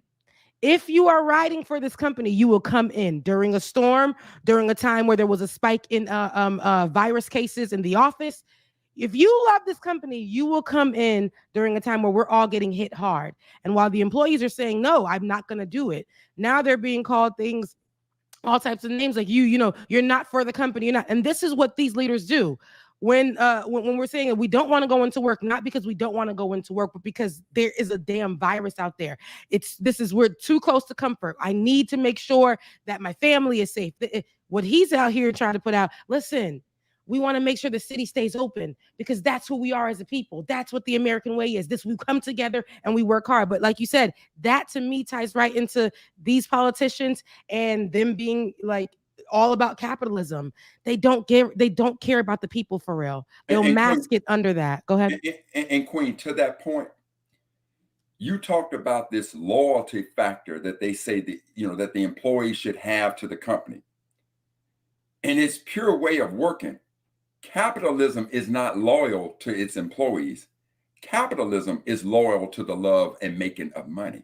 Come on. And so trust and believe, when that company gets into a situation where they need to cut something, cutting those employees who have been loyal is one of the first things. I remember when my mother worked at Packard Electric in Clinton, Mississippi. It was a division of General Motors. They would send it, and this is after, when NAFTA was coming into place. They were sending my mother to Mexico to train the Mexicans how to do their job because they were going to pay them a much lower rate. And ultimately, today, that plant is no longer there. Okay. Wow. Real quick, Brother Matt, could I add something? I talk about this with my mother all the time. Lockheed Martin, at the same time NAFTA was coming into play, Bill Clinton, president of the United States, they got rid of welfare as we knew it, and they hired my mother to go to help institute the welfare to work policy, which eviscerated the safety nets. What they do is they hire Black folks to go out here and do their dirty work, and a lot of them don't even realize what's going on. Me and my mother still we breaking that down now, and how they went into all of the Black communities and got Black mothers to go and get the Black women to overturn welfare as we knew it during the Clinton administration. Same time they were doing that with NAFTA. Look at that. Money over everything here. And they try to say, well, we got to make sure we're fighting for our country. We got to make sure we're fighting for our cities. And it was Lockheed Martin who was doing it. It wasn't the federal government. She wasn't getting paid by the federal government. She was getting paid by Lockheed Martin. And you just said, who was paying your mother? Packard Electric, a division of General Motors. General Motors. Remember, it's just, they run some money in your face. They run a check in your face. And it's like, this is enough. It's enough for me to. And Ben and Queen, even when you look at the banking system, go back, if you can go back and remember when they first introduced this new technology called ATMs. My God. And they said, when we, now that we bring these ATMs, they're going to help us. And yes, there's going to be a fee associated with it. But once we collect enough money to offset that, it just makes us more efficient and those fees will go away. Oh, to the contrary, ATMs are like tolls on roads. They promise you that once we collect enough tolls to pay for the building of this road or to pay for the building of this bridge, those tolls will go away. There are very few tolls on bridges and roads that I know have gone away. They don't ever go away. Lord knows the fees on ATM machines shall never go away. Hey, Rebecca. Yes. How many tolls have you ran on the Florida Turnpike? You want to talk about the Florida Turnpike? I was going to talk about the Georgia, whatever that's called. The Speedway. Let me tell you something. Man, I'd be like, well, I can't do it as much as I used to. See, back in the day, they didn't have cameras everywhere. No more. They got cameras everywhere. They got 30 dozen cameras at every don't run a toll. But back in the day, before they had all the 1984 cameras everywhere, man, if I was running low, what you supposed to do? But the money they collecting on these things, I'm gonna tell you right now. During the pandemic, see, some people ain't know you weren't getting charged, but they were still keeping those peach passes where you were re-ing up on them, but they weren't charging people, but they were allowing them to continuously every month or every week or however they were re-ing up on their passes. They weren't sending out notices or notes. And me being an experimenter that I am, I said, let me see what it's like to just so I definitely got on that. Nice shot, Rebecca. And I said, one time, 2 times, the whole week, 4-5 months. Praise God for Jesus. I did not get billed. And I'm not saying, that I write it now or anything, but I'm saying at that time. And what's funny, because they kept collecting on people's peach passes without telling them or notifying them that during this time we will not be charged. We're not charging you for taking this, but they were taking them people money anyway. So yeah, as it was brought to my attention, I felt like if I was going to highlight that, it was going to, get me caught. But they're still taking money. That whole idea, Rebecca is the like bougiest idea. revolutionary I ever met in my life. It's greedy. They steal money from you. They put it out as, oh, this is going to help you. This system is going to be something that we're taking for savings accounts at those main corporate banks. Those savings accounts. That's what we're going to do. You just put your money in the savings account. Here's the thing: we're going to take that money out of your savings account and we're going to use it. That's right. So you're saving it for us to use it for other people to borrow for the loans that they're going to come here and take. There you go. Okay. So it's very systemic and it doesn't help you. It really breaks you. And all they want to do is take money from you. And as soon as they're losing any type of money, that's not really affecting them in any way. Jeff Bezos, Elon Musk, all those people who are talking about, oh, poor me, I gotta pay God knows how much in these taxes, it's messing me up, but still got so much money they're not gonna know what to do with after they're dead, because where's it gonna go? But these people are gonna complain and say, we cannot afford to pay you 10 cents more. We can't afford to do those things. Well, they're stealing from you. And Queen, the same thing. Remember what happened in the airline industry. At one time you could check as many bags as you want. But all of a sudden you got a spike in fuel and airlines got caught off guard, with the exception of Southwest, because Southwest bought futures within the fuel system, which means that when they bought their fuel, they bought it at that price and locked it going forward. So it locked them in. So that's why Southwest Airlines was saying bags fly free. Everybody else got caught off guard. So what used to be, we're going to charge you for these bags. But then when things come under control again, those fees will go away. Oh no, now they're mainstay. And heaven forbid you fly somebody like Spirit, which charge you for the air you breathe. But again, all of this to say is that now juxtapose everything that we're talking about with what the swagless, put that elected mayor of New York. Now juxtapose all of this about corporate greed up against the fact that we are in a pandemic. Put that man back on screen. And in the one city that is called the greatest city in the world because of Wall Street, amongst other things. Now in this city where we've seen the pandemic have an absolute devastating impact, when Governor Cuomo was there and we kept seeing the death tolls rise. Now you got this swagless man walking out cornball ass about low-skilled workers and how important it is to get things back into play with just reckless abandonment, no care at all about the people that he is supposed to be there to serve. This is actually perfect. Can I be honest with you? This is actually going to work out for us quite well, because he just got elected. He's going to be our Huckleberry for some time to come, because he represents that exact faction in our community, in the Black community. But is that the same man? Sorry, Ben. It is. Because they know how to code switch. I was about to do a long one of these days. I'll do a story about Transformers and how it relates to this, but I'll say that for another day. They know how to code switch. He switched, and you said it, Brother Mac. You said somebody got with him in PR, and he switched. He put on a mask and he put on a hoodie, and now all of a sudden he's relatable because he's talking about swag. And he's exactly the kind of that's what they think. That's what they think, right? They're trying to present him as somebody who's relatable because he's saying the word swag. Nobody.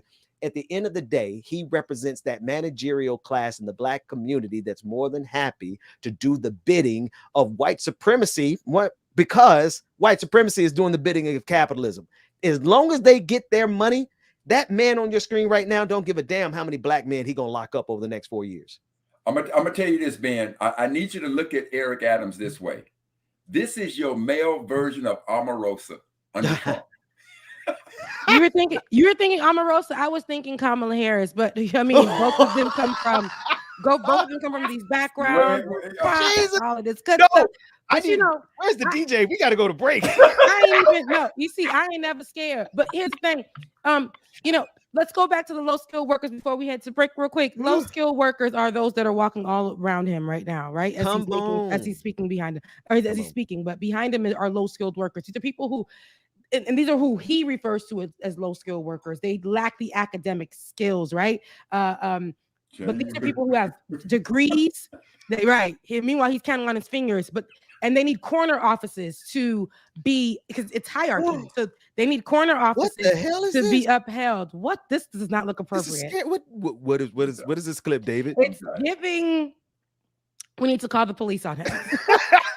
It's a clip of him holding a doll. That's terrifying. It's giving predator. But anywho, go ahead, Rebecca. But no, honestly, while he's saying all of that, it's sad that like him not knowing that majority of the people that live in New York City actually have like degrees on top of degrees. I was one of those people who used to live in New York City who had 2 degrees at the time, and I was working and not being able to live at all. Let alone work in the corner office, because not even the offices had enough space to have corner offices over there. So those surrounding businesses that Can I was tell you who the most for. incompetent people really are, Rebecca? Yeah, because it's you right. You said it's the people around him, but you are so much righter than you know. The Democratic consultant class are the most incompetent, non-email knowing how to write, most video ridiculous editing, just piss poor garbage, losing every election. They can have $100 million and lose an election, but notice who they let win. Right. The Democratic consultants. Who do they let win? Eric Adams.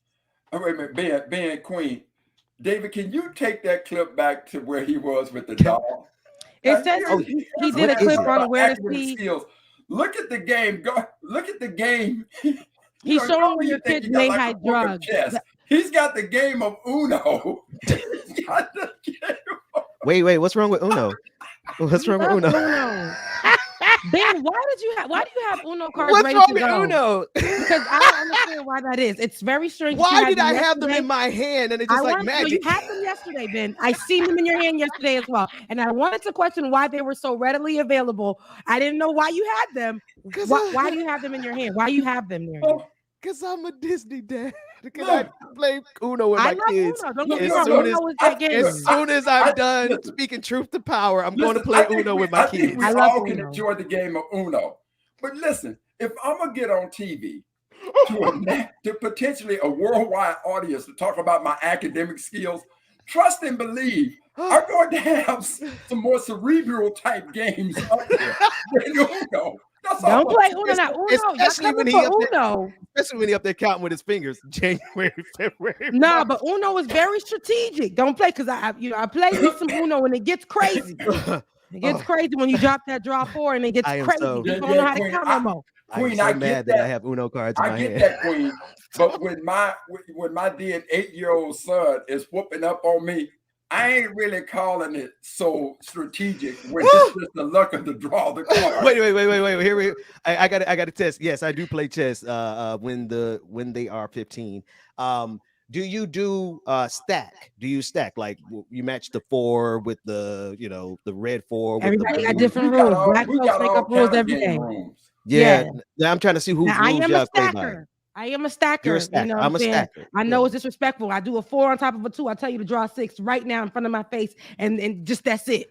I made my 3-year-old draw 14 one time. That's terrible. I will stack them draw 4 cards. I got like 3 of them in my hand. You draw 12. You see? So there's black. It must be a black thing. We don't take no. We have no mercy on our kids when it comes to Uno. I'm sorry.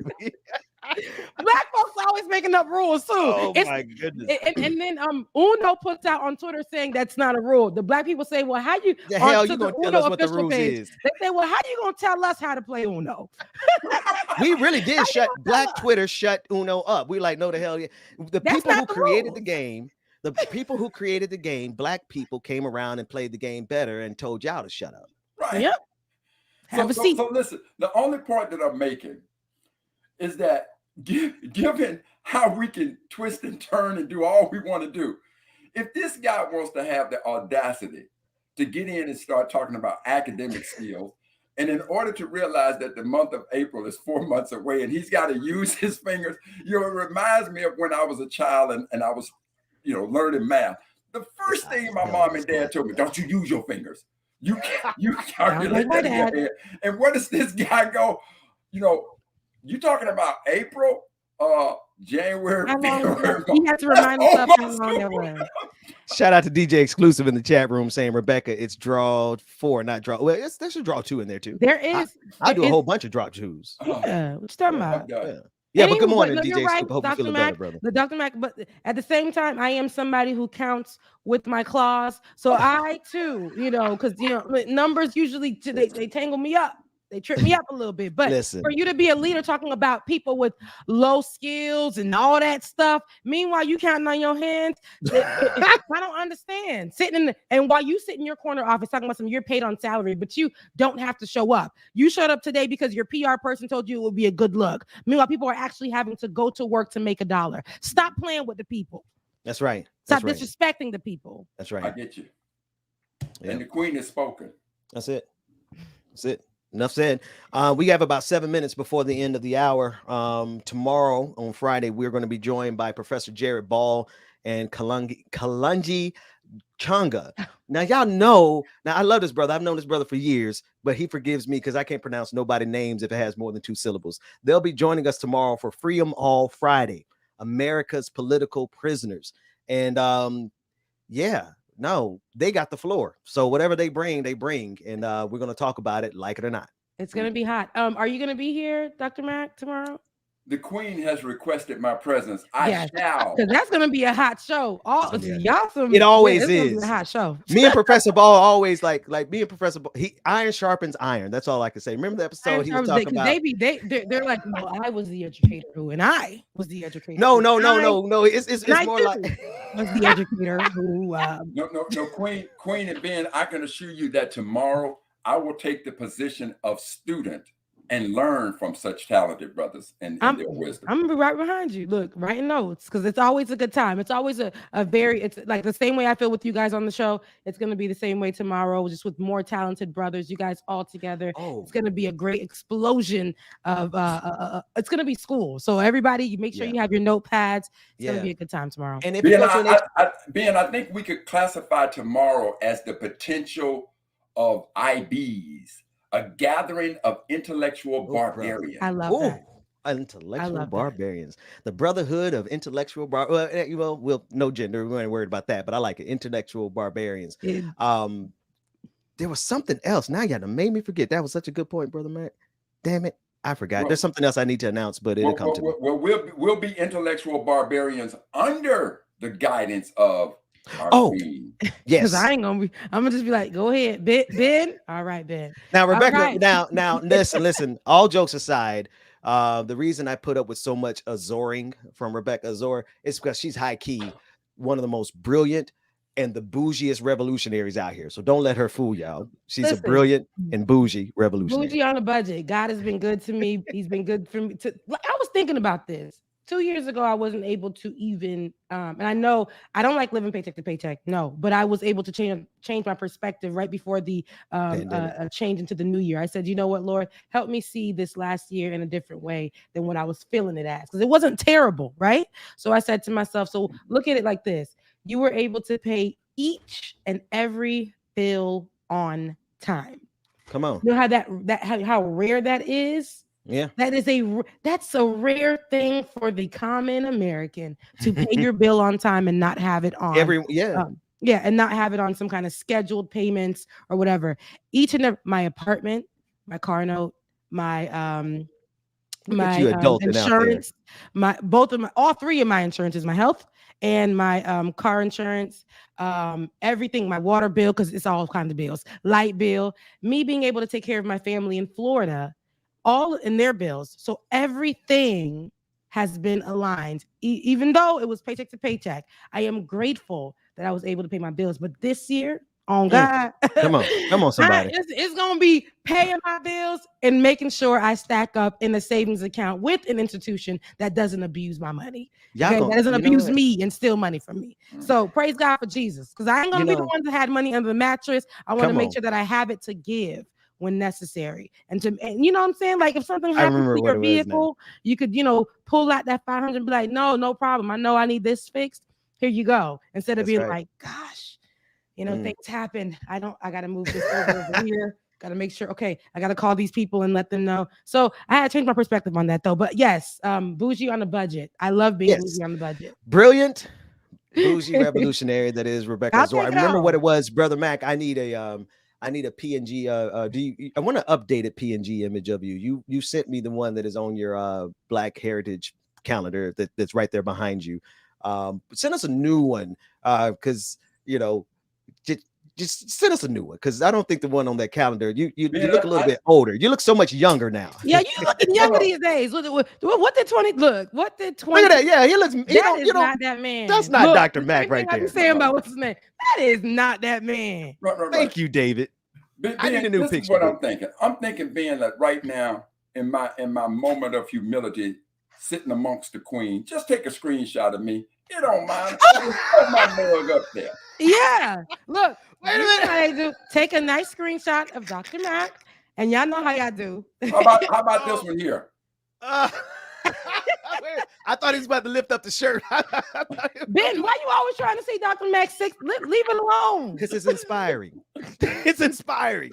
Now, I'm going in the wrong direction right now. I'm going up. But don't get me wrong. I've been looking at his six pack since he's been on. I'm going back down. I'm going back down. Listen, the best way for me that I ever lost weight was watching football. You can't watch those men out there looking as good as they do and want to just sit around. Actually, I guess a lot of men do just sit around and not. Anyway, I'm thinking God has did something with men. I don't really know if I like that. I got to talk to him about that. Where men can just literally disappear 4 days. We talked about this yesterday, and they can come back and be like, I just wanted to take a break, and they come back all strong. Let me take 40 days off so I can get my life back together. I've been in political exile for 60 days. I need to take 40 days off so I can. Okay, so listen, fam. Just because camera agrees. Just because I'm old school, Queen, can you explain to me Kanye West and Dragon Blood? Well, I don't even know, because now that we're both out on the. What the hell is Kanye West and Dragon Blood? It might be something very, very, very strange. I talked about Kanye West already being real culty, so maybe the Dragon Blood is the Jesus juice. I don't know. Okay, hey Mark, I'm gonna just take that as, like maybe that's like my spinach to Popeye. Okay, Mark. Explain yourself. Because I never heard of the Dragon Blood thing. But I'm gonna take it to the good. That's it. So actually, one last thing I want to ask you: what happened in hey Google? What happened on December 6th in Black history? Okay, let me get them there. Hey Google, what happened on December 6th in Black history? On December 6, 1865, Georgia became the 27th of 36 states to ratify the proposal, which became the 13th Amendment of the Constitution of the United States, thus abolishing slavery. On January 31, 1865, two-thirds of the Congress approved the proposal, finally making slavery illegal throughout the United States. Adapted from Black Heritage Day 4 calendar by author, lecturer, and civil rights activist Dr. Karl Mack. Keep me up, David. Keep me up. Brother Mack, and your recommendation for that day is Black Freedom and Economic Day. Yeah, because see, again, if we go back and remember what this country did last year, because many of us don't know, and this country made Juneteenth a national holiday and said that this day represents the end of America's original sin. Well, no, because after June 19, 1865, there were still over 225,000 Black folks still enslaved. And chattel slavery did not come to an end in this country until December 6, 1865, when Georgia became the 27th state to ratify the 13th Amendment. So what I'm saying is, in honor of the end of America's original sin, that being chattel slavery, not any other form of oppression, prison, and the likes. I'm talking chattel slavery. I'm saying that on December 6th, for the rest of my natural life, I will not shop with any other business outside of a Black-owned business. I'm not spending 1 penny with any other business. I don't care if you're Hispanic, Native American. I love you, my brothers and sisters. But on December 6th, I'm only spending money with Black-owned businesses. Yeah. Only spending money with our folks on that. Brother Mac, because I'm a marketer and because you and I have been talking about Black Freedom and Economic Day so extensively, and it just dawned on me. We have before us, America has before it 2 days for it to consider which way are you going? Insurrection Day, January 6th, or Liberation Day, Black Freedom and Economic Day, December 6th. That is not a choice for me. No, not for you, bro. Right. For America. White supremacy. This empire is trying to decide whether or not it's going to follow Donald Trump and those fools who marched up the steps of the Capitol on January 6th, when it needs to be following Black folks who have been liberated and been saving this country, been running this empire. We've been running the digits. We've been running their logistics. We've been driving their trucks. We've been cleaning their offices. We've been being their personal assistants. We've been being their executives. We've been their managers. We have managed this empire more efficiently than any of their low-skilled Neanderthals have ever done it, and they need to decide: are they coming with Black folks, or are they going to stick with January 6th insurrection? Here's my thoughts to that. I don't need America to come with me on December 6th. That's right. See, I feel that. If Black folk want to show America the power of our spending money, our collective resources, we do it for ourselves. All the Black folks in this country only spend money with Black-owned businesses for just one day. I like Trust that. and believe. The empire known as America will clearly recognize and take notice. So I don't need the mercenary approach. I need the martyr approach. I need us to embrace us. Now, America can do what the hell she wants to about January 6th. We recognize what happened. But on December 6th, I don't care if America, I don't care. Mac, you just be messing up. Wait, man, listen, bro, Mac, you messing up my sermon. You know, messed up my sermon. Listen, you got January 6th and you got December 6th. The juxtaposition is what I want y'all to see for yourselves. But here go, Brother Mac don't need nobody white money. Was like, I don't give a. That don't need no white folk money. I don't care what they doing out there. Brother Mac, like, Black. Listen, I don't need none of these saltines dollars. Don't need a penny from them. All we ever need is for the collective. Big Black. To now recognize the power that is residing within our wallets and spread the wealth amongst our people. Amen. Black Freedom and Economic Day, December 6th, every year. I can't wait for next month because it's gonna be I mean it's blackly black on here all the time. Oh my God. And how black is next month gonna be?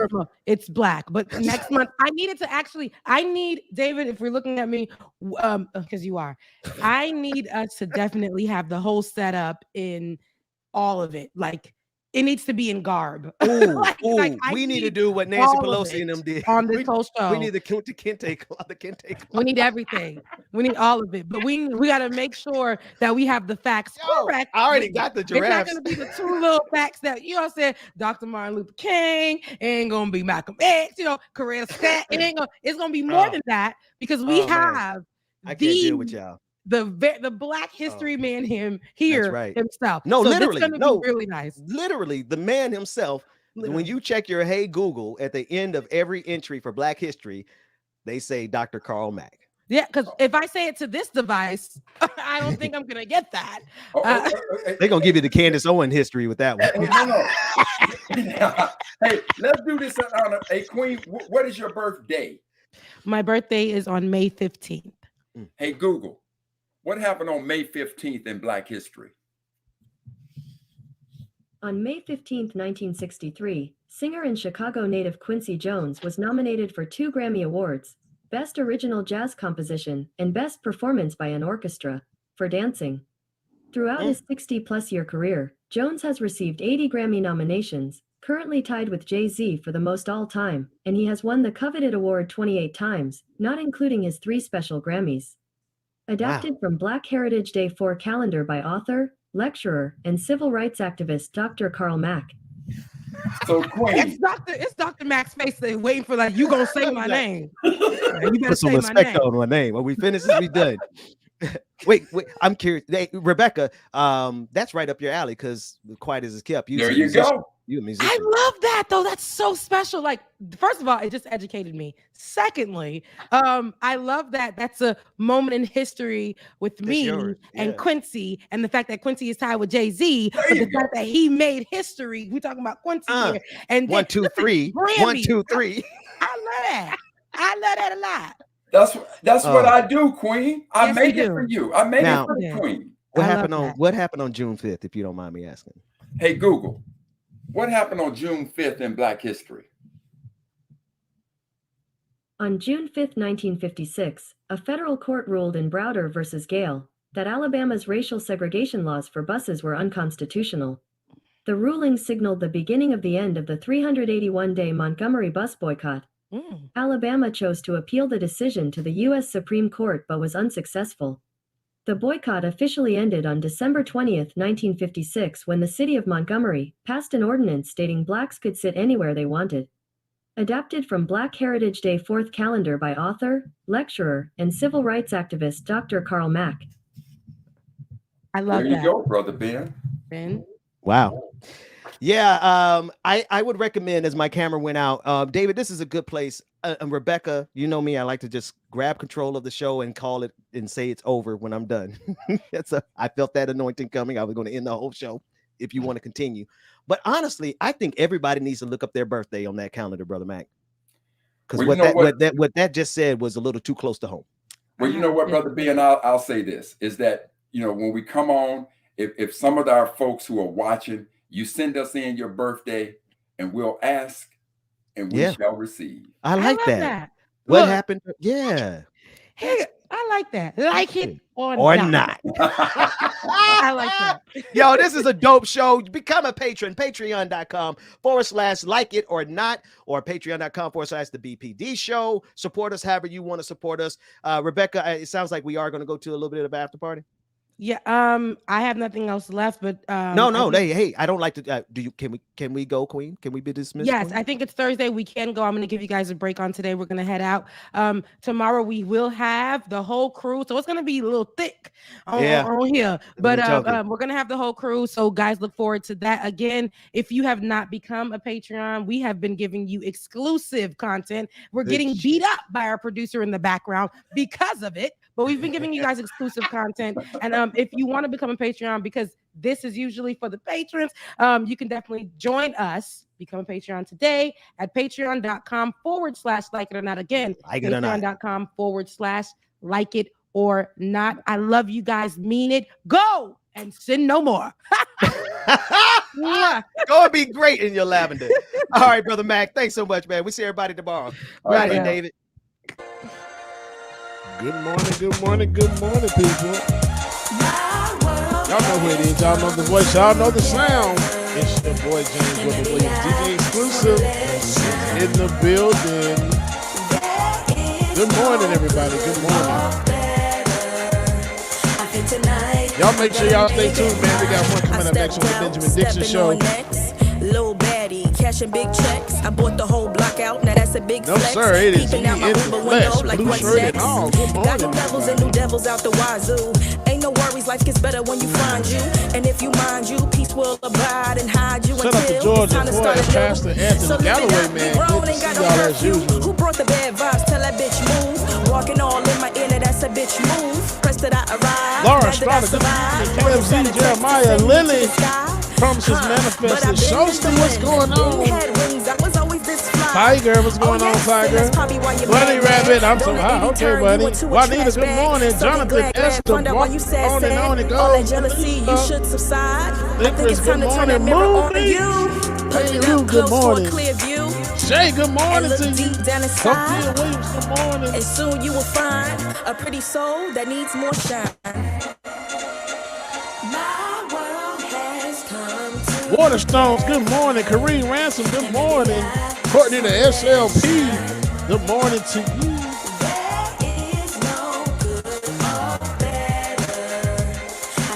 You still sounding loud today? 1, 2, mean right hook. Okay. Marsha Reese, good morning. Miss Nuru, Silk City Socialist. Neil Potts, Christopher Shaw, good morning. Vincent Mellington is Esther Brochin. Shelby Hall, Nat. Hey, what's going on, sister? Afraid not to move. S. Tickles. Good morning. Good morning, everybody. Make sure you get your coffee, your tea, your drinks, whatever it is you need to get your morning started, y'all. Y'all stay tuned. We got one coming up next on the Benjamin Dixon Show. Say a prayer tonight to keep your soul tight. And also that means Benjamin Dixon can't come through. Y'all get 30 minutes of yours.